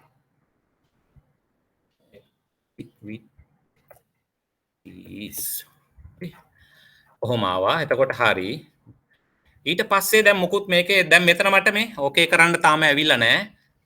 දැන් ඔන්න මම පෙන්වන්නම් ඔයාලට මගේ කර්සර් එක බලන්න. මගේ කර්සර් එක දැන් මෝල්ඩිව්ස් බියොට් අපේ ඊසට් එකේ තියෙන්නේ අත මේ. ඒකේ තේරුම තමයි ස්කයිලයිට් මේ ටීම් එකෙන්ම අපිට කාගේවත් බෝඩර් ඇතුලේ ඉරි අඳින එක බැරි කළා ඩිසේබල් කරලා තියෙනවා. ඔයාලට තේරෙනව නේද මේ? ඔන්න එළියට එනකොටම අත ඊතලයක් බවට පත් වෙනවා. මේ කතිරයක් වෙනවා. දැන් මේ කාගේවත් ඊසට් එකේ මේ අත තීද්දී අපිට මුකුත් අපිට මාක් කරන්න අපිට ඕන ඒරියා ඩිෆයින් කරන්න බෑ. ඔන්න මේ අපි දැන් ලංකාවනේ මාක් කරන්න යන්නේ. ලංකාව මාක් කරන්න යන්නේ නම් හොඳම වැඩේ තමයි මෙන්න මෙතන කොනෙන් පටන් අරගන්න. ඔන්න මම දැන් පටන් ගත්ත එකපාරක් අපේ මේ රයිට් ක්ලික් කරලාම මෙතන ඩොට් එක පටන් ගන්නවා. හරිද? ඔන්න මම මේ ඩොට් එක මේ විදියට ඔන්න මේක රවුමට ඇඳයි යන්න හින්දා මෙහෙම ගියොත් මොකද වෙන්නේ? එහෙම යන්න බෑ. මම දැන් මේ ක්ලික් කරනකොටම මෙයාගේ සිස්ටම් එකට ගන්නවා එතන අක්ෂාංශ දේශාංශ. දැන් මම මේ ඒරියා එකක් ඩිෆයින් කරන්නනේ යන්නේ. මේ ඩිෆයින් කරන ඒරියා එක ගොඩාක් මේ නිවැරදිව කරගත්ත තරමට අපිට ගොඩක් නිවැරදි මේ data එනවා. මම ඒකත් ඔයාලට කියන්නම්. ඔන්න දැන් මම ඔයාලට උගන්වන්න ඕන හින්දා මේම කරයි යන්නම් කලබලේ. ඕගොල්ලෝ මේක නිවිසනසිල්ල කරන්න. මෙතන ආයි රයිට් ක්ලික් කරාම ඊළඟ බිඳුව එනවා. ඊළඟ දැන් මම කියනකොටම තේරෙයි මොකද්ද කියලා මේ කරන්නේ. හරි ඔන්න ඊළඟ එකට ආවා. මේවා අයින් කරන්න මේ එන්නේ අර ඊතල ළඟ ක්ලික් වෙනකොට හොඳේ. ඕම ගියා. මේක ළඟ යන තරමට මට මේ අද මේ වෙලාම දිවීමේ ගැටලුවක් එනවා. මම ඒක නිසා මේ දුරින් දායි යන්නේ මේ හැඩේටම ගන්න පුළුවන් හොඳද? ඔහොම ගියා මෙහෙම ගියා. දැන් මේ මම ටික් කළා රතු පාට මේකක් දාන වාරයක් පාසා මේ සිස්ටම් එක ඔටෝමැටිකලි මේ ලොකේෂන් එයා අර ගන්නවා. හරි. මෙහෙම ගන්නවා මෙහෙම ගිහිල්ලා මේ වගේ තැන්වලදී පරිස්සමට ගන්න. ඉන්දියාවේ ඕමාවා රයිට් ඇතිනේ රයිට් මේක දැන් ආවා හරිනේ ඊට පස්සේ මේ වගේ ඩොට් එකක් උඩට ගිහිල්ලා ඩබල් ක්ලික් කරා රයිට් ඩබල් ක්ලික් කර ගමන් මෙතන සේව් එක ඇපිය වෙනවා දැක්කනේ රයිට් සේව් කරා අන්න ඒරියා එකක් ඩිෆයින් වුණා දැන් අපි බලමු ඒරියා මොනවද මේකේ තියෙන්නේ කියලා අන්න ඩිෆයින් වෙච්ච ඒරියා එකක් තියෙනවා SLEZ කියලා හරිද ඒකේ මේ ඒරියා එකක් ඩිෆයින් ඔය වගේ මට මාලදිවයිනට තව එකක් ඩිෆයින් කරත හැකියි එතකොට ඒක මෙතන වැටෙනවා ඩියොට් වලට තව එකක් ඩිෆයින් කරත හැකියි ඔන්න ඒරියා ඩිෆයින් කරන්නේ Tamanට අවශ්‍ය තැන ඕනම තැනක දැන් තව කාට හරි සැක හිතෙන්න පුළුවන් මේ අපේ යාත්‍රා ගොඩක් C-cells යනවා එතකොට මොකද කරන්නේ C-cells ආසන්න මෙන්න මේ C-cells ආසන්න මේ හරියේ මුහුදේ අපිට ඕනනම් ඒරියා එකක් ඩිෆයින් කරලා එතෙන්ට ස්පෙෂල් ඇටෙන්ෂන් දාන්න පුළුවන් ඒකටයි මේක තියෙන්නේ හරිනේ දැන් ඔන්න ඒරියා එකක් ඩිෆයින් කරා එතකොට වෙන වැඩි දේවල් මේකේ පරතරටම ඉගෙන ගන්න ඕගොල්ලෝ තමයි පෙළඹෙන්න ඕන මම මුලින් කිව්වා වගේ ෆිෂරි මැනේජර් කෙනෙක් විදියට මට තියෙන කාලයයි ඒවයි යෙදෙන්න පුළුවන් මේකයි ඔක්කොමත් එක්ක මේ ටික තියෙනවා මේක තව දුරටත් ඕගොල්ලෝ මේකේ තියෙන ෆන්ක්ෂන්ස් ඉගෙන ගන්නයි ඕන ඊට පස්සේ මෙහෙම එකක් බලමු කාලේ ඉවර වෙන්න කලින් අපි මේකේ ටයිම් රේන්ජ් වලට යමු මම කිව්වේ ඕගොල්ලන්ට අර ජයකොඩි මහත්තයලා අපි ලොකු අපහසුතාවයකට මුහුණ පෑවා පහුගිය EU එකෙන් ආව වෙසල්ස් ඒගොල්ලෝ එවන එකටම නඩු දාන්න උනා අපිට පොඩ්ඩක්වත් මේක ප්‍රැක්ටිස් කරගන්න බැරි වුණා මේ ඇත්තද මේගොල්ලෝ එවලා තියෙන්නේ කියන එකවත් අපිට බලන්න තිබ්බා හරියට මේ සිස්ටම් එකක් තිබ්බනම් කියලා මෙන්න මේ pass 24 කියන එක තැන මෙන්න මෙතන ඕගොල්ලෝ බලන්න මේක ක්ලික් කරාට පස්සේ මෙන්න මෙහෙම ඩ්‍රොප් ඩවුන් එකක් එනවා මේ ඩ්‍රොප් ඩවුන් එකේ pass 24 තමයි උඩම තියෙන්නේ pass 72 ඒ කියන්නේ පැය 72ක් ඇතුලේ past week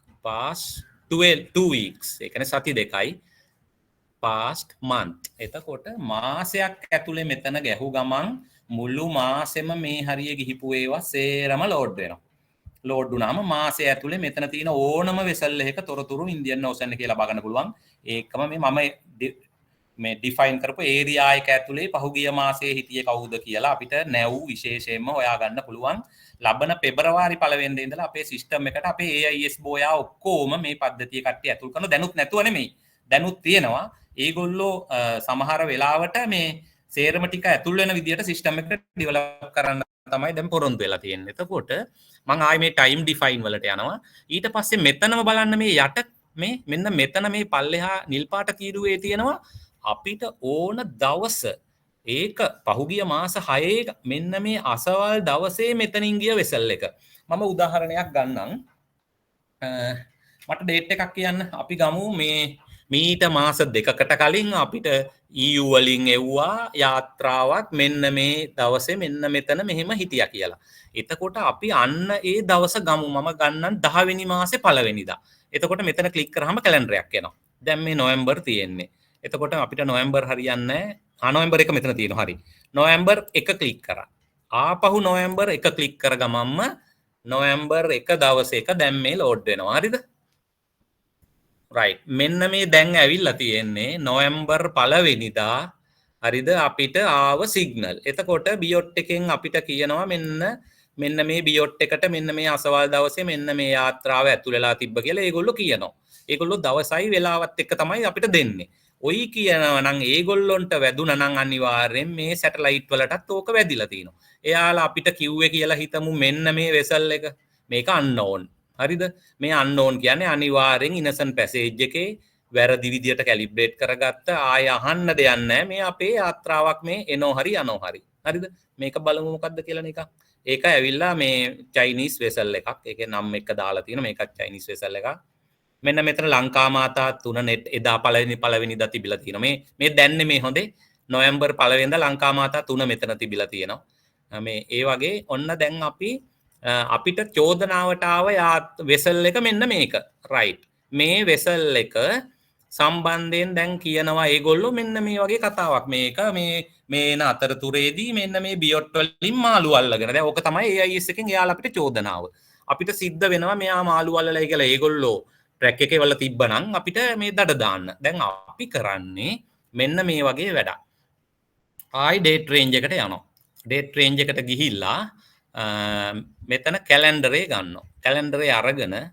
නොවැම්බර් නෙමේ අපි ඔක්තෝබර් ගන්නවා අපි මේකේ පෙන්වන්නේ මොකෝ ලෝඩ් වෙලා බර වැඩි වෙන හින්දා හරියටම දවස් 30ක data අපි ගමු ඔක්තෝබර් 15 ඉඳන් ඔක්තෝබර් 15 ඉඳන් නොවැම්බර් 14ට වෙනකම් ඔන්න එනවා වෙසල් දැන් ඔන්න ලෝඩ් වුණා ඔයි ලෝඩ් වෙනවා ඒ වෙසල් එකේ ඉස්සරහට දවස් 15යි පිටිපස්සට දවස් 15යි දාලා ඔන්න දැන් අපි ෆිල්ටර් කරනවා රයිට් ඊට පස්සේ අපි අර කිව්ව වෙසල් එක තාම ලෝඩ් වෙනවා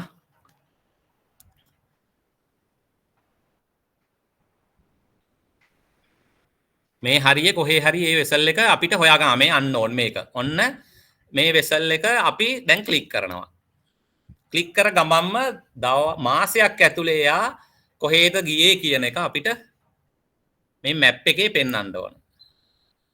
ඔය ලෝඩ් වෙනවා හොඳේ. අන්න. මේ මාසයක් ඇතුලේ යා ගියේ එක. හරිද? තාම ලෝඩ් වෙනවා.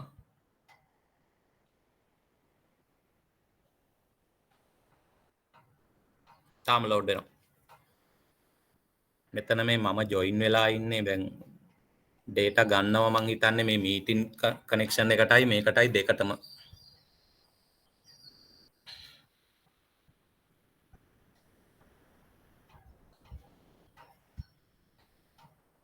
හරි කොහොම වුණත් මේ කාලය යනවා දැන් ඕකේ මෙහෙම වෙන මම ඒක කට් කරලා දාන්නම් එතකොට මේ ඩේට් රේන්ජ් එක ෆිල්ටර් කරලා ඒකටත් මේ කියන තැන එන්නේ නැත්නම් අපි ඊළඟට මොකද කරන්නේ ඒ යාත්‍රාවේ ඊටත් ආපස්සට තව දවස් ගාණක් මාස 30ක් ඇතුලේ අරගෙන අපි දාලා බලනවා හොඳද එතකොට අන්න ඒ විදියට මේ අපිට පුළුවන් කවුරු හරි රටකින් සස්පෙෂියස් කියලා අපිට එවන යාත්‍රා දැන් මේ ලෝඩ් වෙන්නේ අය අර මම දැම්ම මුළු මාසෙම මේ වෙසල් ටික ඒකයි මේ ගැටලුව තියෙන්නේ එතකොට මේ අපිට පුළුවන් ඕනම වෙසල් එකක් මාසයක් ඇතුලේ යාගේ ගමන් මඟ සම්බන්ධයෙන් අපිට ඕනම මේකක් අරගන්න දැන් මම නිකන් මේ හරිය තියෙන යාත්‍රාවක් ගමු මේ අපි දන්න නම තියෙන එකක් ගමු සාගරකාන්ත ඒක ඉන්දියන් එකක්ද මන් දිනිතිදුව ඉන්න මෙන්න දිනිතිදුව net එක ඉන්න මම ඒක ක්ලික් කරනවා හරිද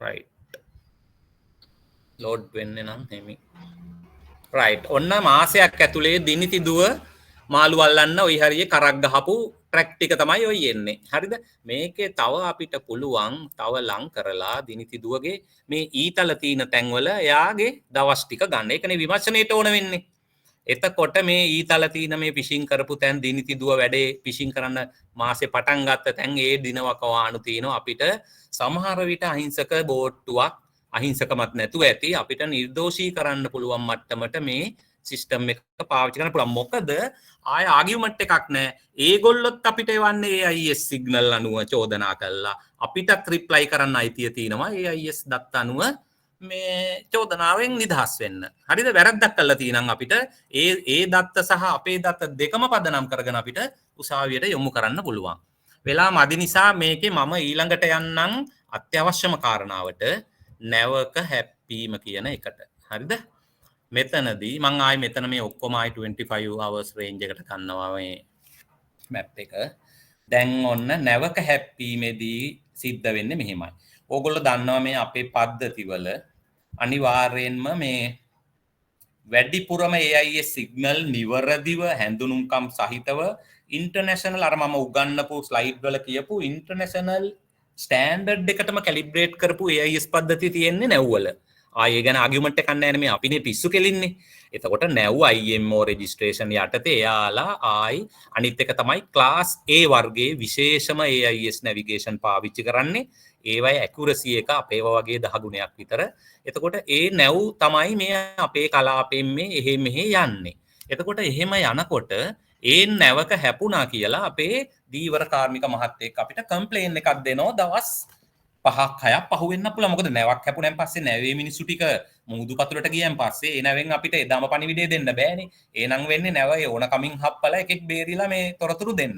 එහෙම වෙන්න බෑ. නැවෙන් පහුවෙලා අපිට තොරතුරු එන්න පුළුවන් මේ මෙහෙමයි මේ ආගියතක් නැහැ මේ අසවන්ත ඇද්දි අන්තිමට මැසේජ් එක ගැහුවේ මෙන්න මෙතන ඊට පස්සේ තොරතුරක් නැහැ. එක්ක දවස් 10ක් විතර ගිහිල්ලා මුහුදේ පාවෙවි ඉඳලා වෙන බෝට්ටුකට අහුවෙලා ගැණියෙක් කියනවා මහා රතු පාට විශාල නැවක් කන්ටේනර් පෙට්ටි තිබ්බෙත් නැහැ මොකක්වත් තිබ්බේ නැහැ වේගෙන් ගියා අපි අත වැනුවා ඩොග් ගාලා සද්දයක් ආවා මේ ඊට පස්සේ මොකක්වත් මන් දන්නේ නැහැ වතුරෙන් මතුවෙනකොට නැව ගිහින් තිබුණා ඔය වගේ කට උත්තර තමයි අපිට හම්බ වෙන්නේ.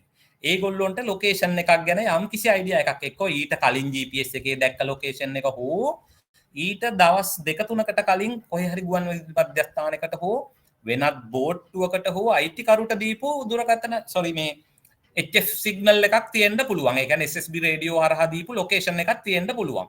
ඊට පස්සේ මේ දීවර කාර්මිකයා රෙස්කියු කරගත්ත යාත්‍රාව මෙන්න මෙතෙන්දි තමයි අපි මෙයාව ගොඩට ගත්තේ ඉන්නවා කියලා අන්න ඒ වගේ. එතකොට අපි ළඟ තියෙනවා යම් කිසි හඳුනාගත්ත තැනක් මෙන්න මෙතන තමයි වෙන්න පුළුවන් කියලා. එතකොට මේ නැවේ සැකේ හොයන්න මෙන්න මෙහිමයි.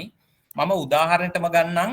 මම මේ පෑනෙල් ලියාගත්තා මේ අපිට ඉන්සිඩන්ට් එකක් තියෙනවා මේ මාතර මදුශංක මහත්තයා එහෙම දන්නවා ගාල්ලේ කළුතර බෝට්ටුවක් 703 KLT කියලා දැන් සති දෙකකට කලින් ඩේට් එක නොවැම්බර් මාසේ 1 වෙනිදා උදේ 10ට විතර නැවක හප්පගෙන ගියා එක්කෙනෙක් එතනම බෝට්ටුවත් එක්කම යට ගිහිල්ලා මැරුණා. 3 දෙනෙක්ගේ ජීවිත දවස්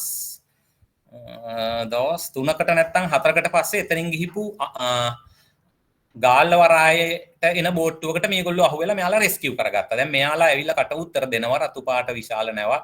අපි ඇතුළට බැහැලා එන්ජින් එක රිපෙයාර් එකක් කර හිටියේ.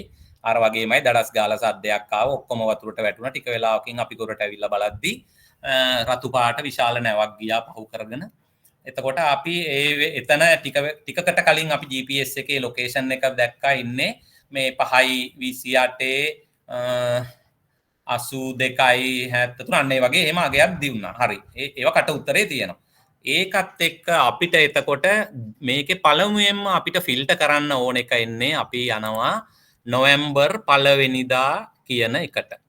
හරිද? දැන් සිද්ධිය වෙලා තියෙන නොවැම්බර් 1 වෙනිදා. නොවැම්බර් 1 වෙනිදා ඩබල් ක්ලික් කරාම නොවැම්බර් 1 වෙනිදා ගිහිපු යාත්‍රා සෙට් එක තමයි මේකේ ලෝඩ් වෙන්නේ. හරිද? නොවැම්බර් 1 වෙනිදා ගිහිපු යාත්‍රා සෙට් එක ලෝඩ් වෙනකොට දැන් මේ ලෝඩ් වෙලා ඉවරයි. දැන් මේ පොඩි යාත්‍රා අඩු හින්දා ඒවලෙම ටක් ගාලා ලෝඩ් වුණා. එතකොට මේගොල්ලෝ අපිට අවබෝධයක් තියෙන්න ඕන අන්තිමට දීපු ලොකේෂන් එක. අන්තිමට දීපු ලොකේෂන් එක මේගොල්ලෝ කියන හැටියට මේ යට වැටෙන ලොකේෂන් එක මම මේ කර්සර් එක අරන් යනකොට 5:28 මේගොල්ලෝ කිව්වා ලොකේෂන් එක. 5:28ට මම දැන් කර්සර් එක අරන් යනවා. රයිට්. මෙතන ඔන්න 5:28.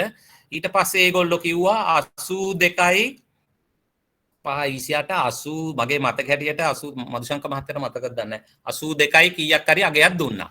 එතකොට මෙන්න මේ හරියේ මෙන්න 82යි 5:28 82යි මෙන්න මේ හරියේ හොඳේ.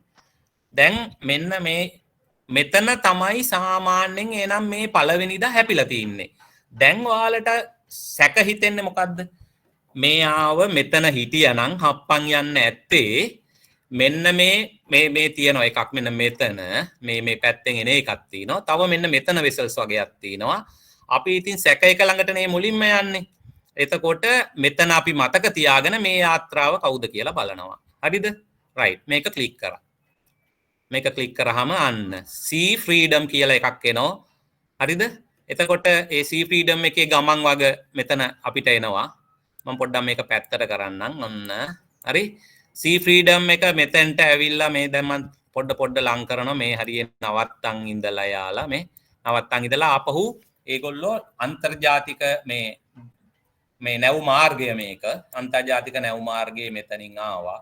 ඔහොම එතකොට අර යාත්‍රාව හරියටම මේ බලන්න මේ නැවේ මේ ගමන් මග දිගේ මං එන්නම් මේ බලන්න මේක 5:28 හරියටම මේ වලට පේනවා මේ මං ඊතලේ අරන් එනවා යට 5:28 තමයි පෙන්වන්නේ හොඳේ ඔන්න මේ නැව 5:28 ලයින් එකේ තමයි යන්නේ මේ හාදේවත් බෝට්ටුව කැඩිලා මෙතන පාවෙවි එන්ජින් රිපෙයාර් කර ඉඳලා උන්ට කොහොම හරි මතකයක් තියලා තියෙනවා 5:28 කියලා හැබැයි ඒගොල්ලෝ 5:40 5:35 කිව්වත් ප්‍රශ්නයක් නැහැ එදා පළවෙනිදා උදේ 10 වෙනකොට ওই පැත්තෙන් වෙන කිසිම නැවක් ගිහින් නැහැ. මෙයා මෙන්න මෙතෙන්ට යනකොට පළවෙනිදා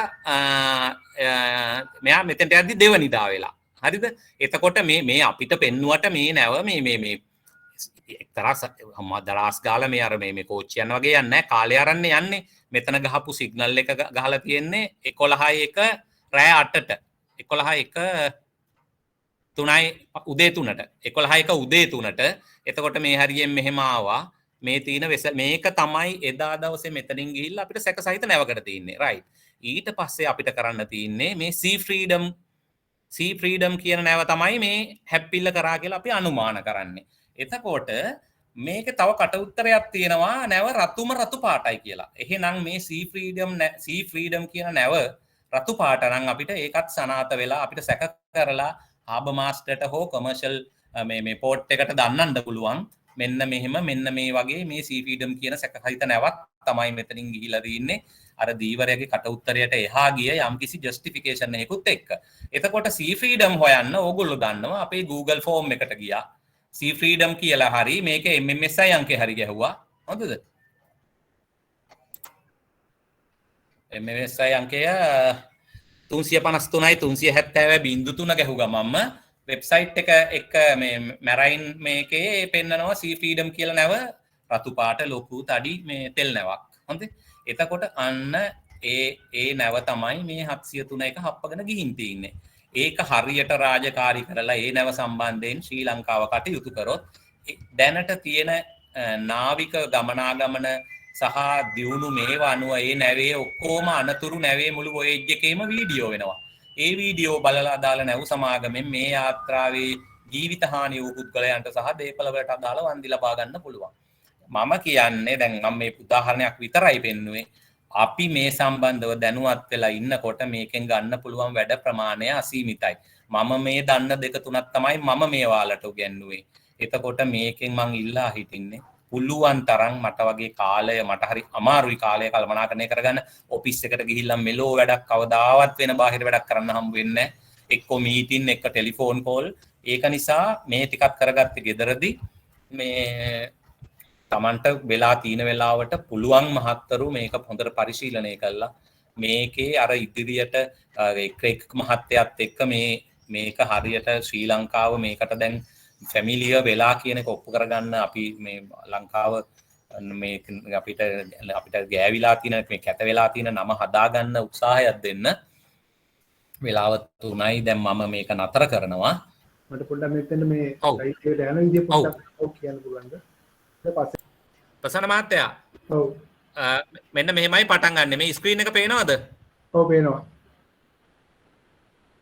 හරි මේ ස්ක්‍රීන් එක කියන්නේ ඉතින් මොකුත් නෑ මම තවත් අගට යන්න රයිට් මේ ඇවිල්ලා මගේ ඊමේල් එක හොඳේ මේකේ මගේ ඊමේල් එක මම ඉන්බොක්ස් එකටම යන්න රයිට් ඔන්න ඉන්බොක්ස් එකේ මේ ආපු ඊමේල් මේකේ උඩ සර්ච් ස්කයිලයිට් ගහන්න ඕන දැන් මේක වෙන්නේ හැබැයි ඔයා රෙජිස්ටර් වෙලා උනාට පස්සේ ස්කයිලයිට් එකෙන් එන ඊමේල් එක ඔයාගේ එකේ ඇවිල්ලා තියෙන්න ඕන හොඳේ හරි ඒ ටික දැන් මට මෙතෙන්දි කරන්න බෑ ඒ ටික මට මෙතෙන්දි කරන්න බෑ ඒක නිසා තමයි මම ගිය බදාද කට්ටියට එව්වා රෙජිස්ටර් වෙන්න කියලා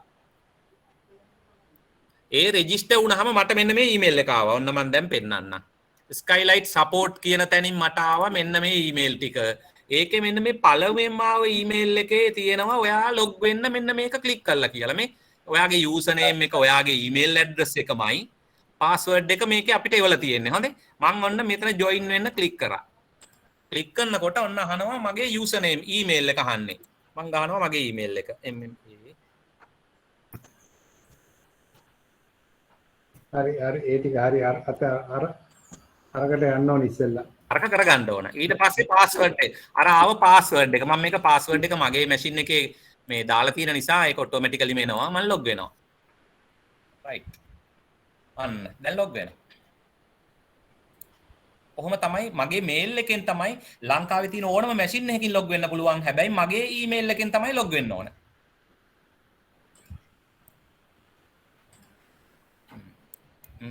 දැන් ලෝඩ් වෙනවා. මේ අපේ නැව් මගේ යන ඒවා ටික. මේ මෙතන මේ වෙන අයිකන් එකකින් පෙන්වන්නේ මේ හේතුව මේවා මේ අද අපේ EZ එකට ඇතුල් වෙච්ච වෙසල් මේ. එහෙනම් මම නවතිනවා. සියලු දෙනාටම බොහොම ස්තුතියි. සුබ සන්ධ්‍යාවක් සියලුම දෙනාට.